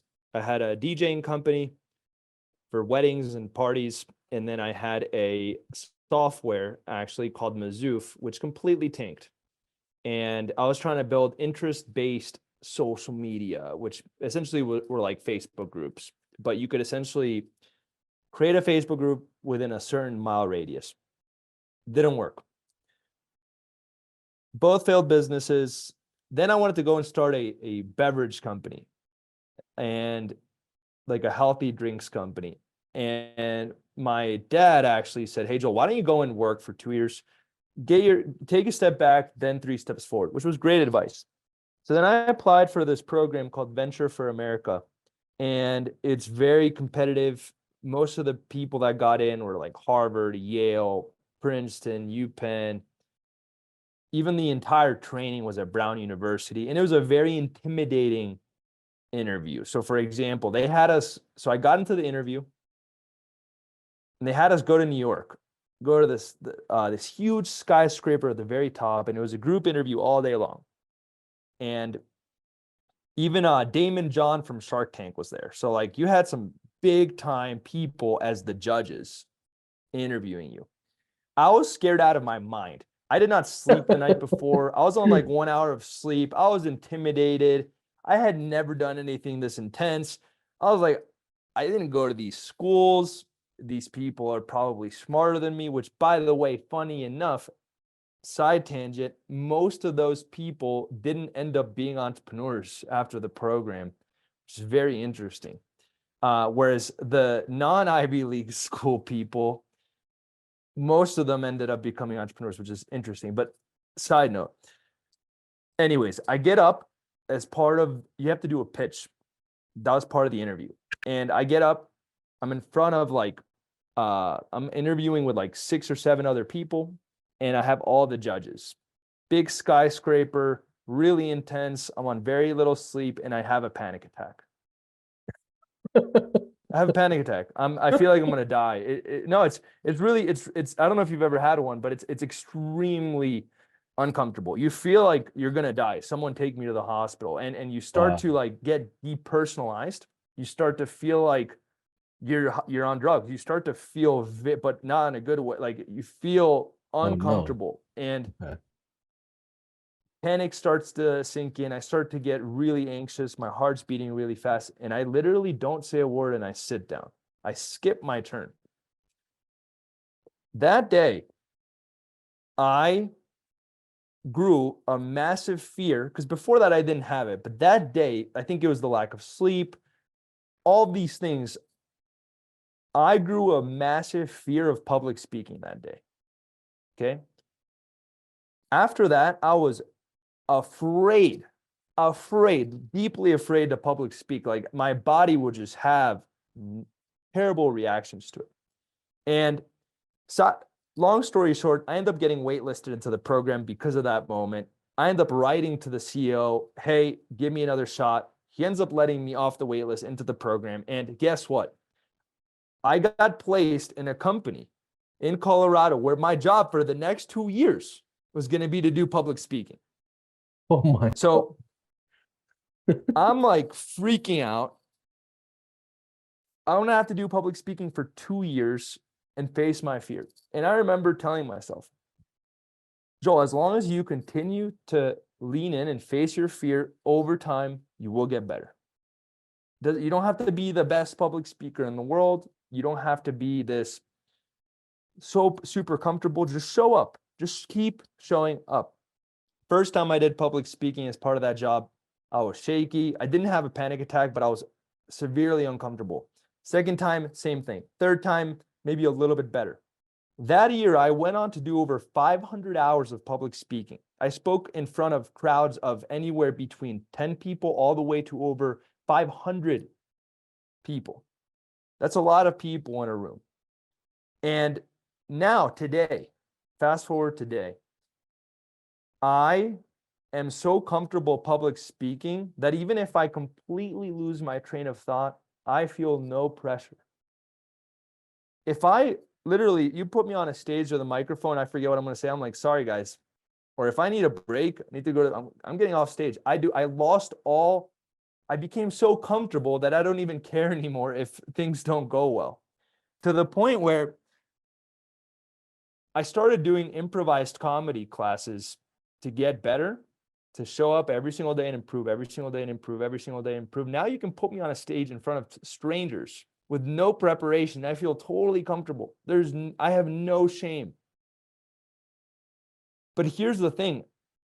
I had to lean into the challenge every single time. And I had to grind through some very scary periods over those 2 years. And even like a year later, after I had gotten more comfortable, every once in a while I would have a random anxiety attack on stage or a random kind of flashback. And I just told myself, keep showing up. And the reason I'm sharing this story is because most entrepreneurs, as soon as something gets hard or scary, they kind of resist, they push back, they delay. And really the only way for you guys to become better entrepreneurs is to keep leaning in. Yeah. Are your clients getting bad results? Lean into that problem. Call them. Try to figure it out. Don't get scared and like, oh, I don't want to call the clients, and face the reality. Face it head on. Did your team member just quit on you because you weren't a good leader? Lean into that. Why did that happen? Call them. Hey, I know you're leaving. I just want to get feedback so that I can be better. You're afraid to cold call. You're afraid to talk to clients. Talk to clients and get rejected. You guys have to get comfortable with the uncomfortable. That's how I believe. And it happens. It doesn't go away. It just changes at every level. For example, you guys probably had to get comfortable with managing a huge company. Like, it's very different than being like a 5 to 10 person team. Now you guys have hundreds of team members. It could be scary. Now you have hundreds of people relying on you. Not only that, HighLevel has tens of thousands of individuals and all of their clients relying on them. That's pressure that most people never have to deal with. And that could be extremely uncomfortable. But the entrepreneurs that win are the ones that continue to lean in. So that's a good place to end. If you guys want to get better at entrepreneurship, and you ask me, how do I become the best entrepreneur? I would just say there's no magic formula besides continuing to lean in. Lean into learning new skills, lean into facing challenges, lean into innovation, lean into the uncomfortable. So hopefully that helps. Absolutely. Joel, Paulson? let me go ahead and just say something to everyone here. Joel and I have a friendship over the many years, and he's always extremely generous in providing information to the HighLevel family. And I'm very appreciative of you, Joel. You don't have to do what you're doing. The folks that you brought on, the experts that you brought on, they as well. We just want to give you all your flowers that you're due. Obviously, you have a great relationship with HighLevel. We'll continue doing great things. Give Joel, as an appreciation, type in a 1 in the chat if you got at least one thing out of the last 4 days. Give me a 1 in the chat, and I'm talking about in the Facebook streaming chat. As a thank you to Joel Kaplan, as a thank you to Isaac Rubel, Sergio, who couldn't be here, that we taught from as well, Ashton, Faisal, Aaron, Marcus, Christian. Marcus, yeah. Who else? Did I miss anybody? Isaac, yeah. And there's also like 30, 40 people on the HighLevel team. Jordan's been the MVP. That huge shout out to huge shout out. And we have a lot more things. And huge shout out to you, man. Of course. I literally, you guys, all these workshops that HighLevel does, all the education, all the free value is because it started with Paulson. It really did. Yeah. He put himself on the line and said, we're doing this many years ago. Yeah. Now we have departments built around just these workshops, which is insane. But anyways, so this is all, man, you should be proud of yourself, man. Like that's really cool. Well, we have a big task. You're helping a lot of people. We have a big task at hand. We have 70,000 agencies today in this group. It's my personal goal for myself to level up 70,000 agencies. And that number keeps going up every week, because next week it'll be 75,000 agencies. And my goal is to level and scale every single agency. No agencies left behind. or marketers or consultants or course creators or branders or coaches, like everyone. Now we've kind of went past the agency avatar now. There's a lot of different people, even business owners are in here. Every single one of you business owners and entrepreneurs, I want to level up. That's my goal. And we're going to continue doing this and more often, more rapid, more That's really faster, cool. more depth. But anyways, thanks for watching the Paulson, can I say one 3/4 last thing? workshop. Yeah. Just for you, man. Before we did that 10-day workshop in 2019, I used to be very secretive about my intellectual property, about what I know, about my strategies, my tactics. And that workshop was the workshop that made me want to give everything away for free. That was like the turning point where I saw, oh my God, if you really give, like, not only do you help a lot of people, but you actually grow so much. So I want to thank you, man. What I wanted to do with this 3-day workshop was to destroy the 10-day workshop and over deliver even more. And we gave you, there was nothing else to show you guys, honestly. Yeah. And That's the business model. So you did it. I appreciate you, Joel. Anyways, replays will be in the YouTube channel. In case if you don't have a HighLevel account, this offer will expire. Today's Thursday. So tomorrow night, this offer will expire. After tomorrow, please don't reach out to any of our team members asking for snapshots, all the slides and everything, collaterals, courses. Those won't be available after tomorrow night. So if you don't have a HighLevel account, jump into our 50% off for the first 3 months. And that will give you all the collaterals we talked about inside the Joel Kaplan workshop. But anyways, have a good rest of your afternoon, morning. Joel, happy holidays to you, my guy. I probably won't see you appreciate you, till Paulson. next event that we will be at. But anyways, I'll go ahead We'll and have to hoop it end up. on that note. Yeah, My we knee have will, to my, hoop it my, up. my knee will be healed by then.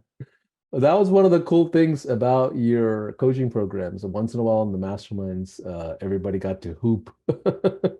Never seen. The only downside is people were on a mission to beat me. So like there's one of my very good friends, Neville. He's a big dude, okay? I should not be guarding him and he should not be guarding me, okay? He's a center, I'm a small forward, okay? Oh my gosh. And he's strong. And he was literally like, Joel, I'm gonna eat you alive. And I got a little freaked out. Oh man, and you're like 6'2" or 6'3". You're a pretty tall guy yourself. 6'1", yeah. Yeah, but anyways, But now we'll get off. busted We'll get knee. off. Have a good rest of the day. We do have another workshop in the ramp up, and so just stay on the lookout for that. But anyways, have a good rest of your day. Thank you for Appreciate you. watching. Take care. Bye. Thank you, guys.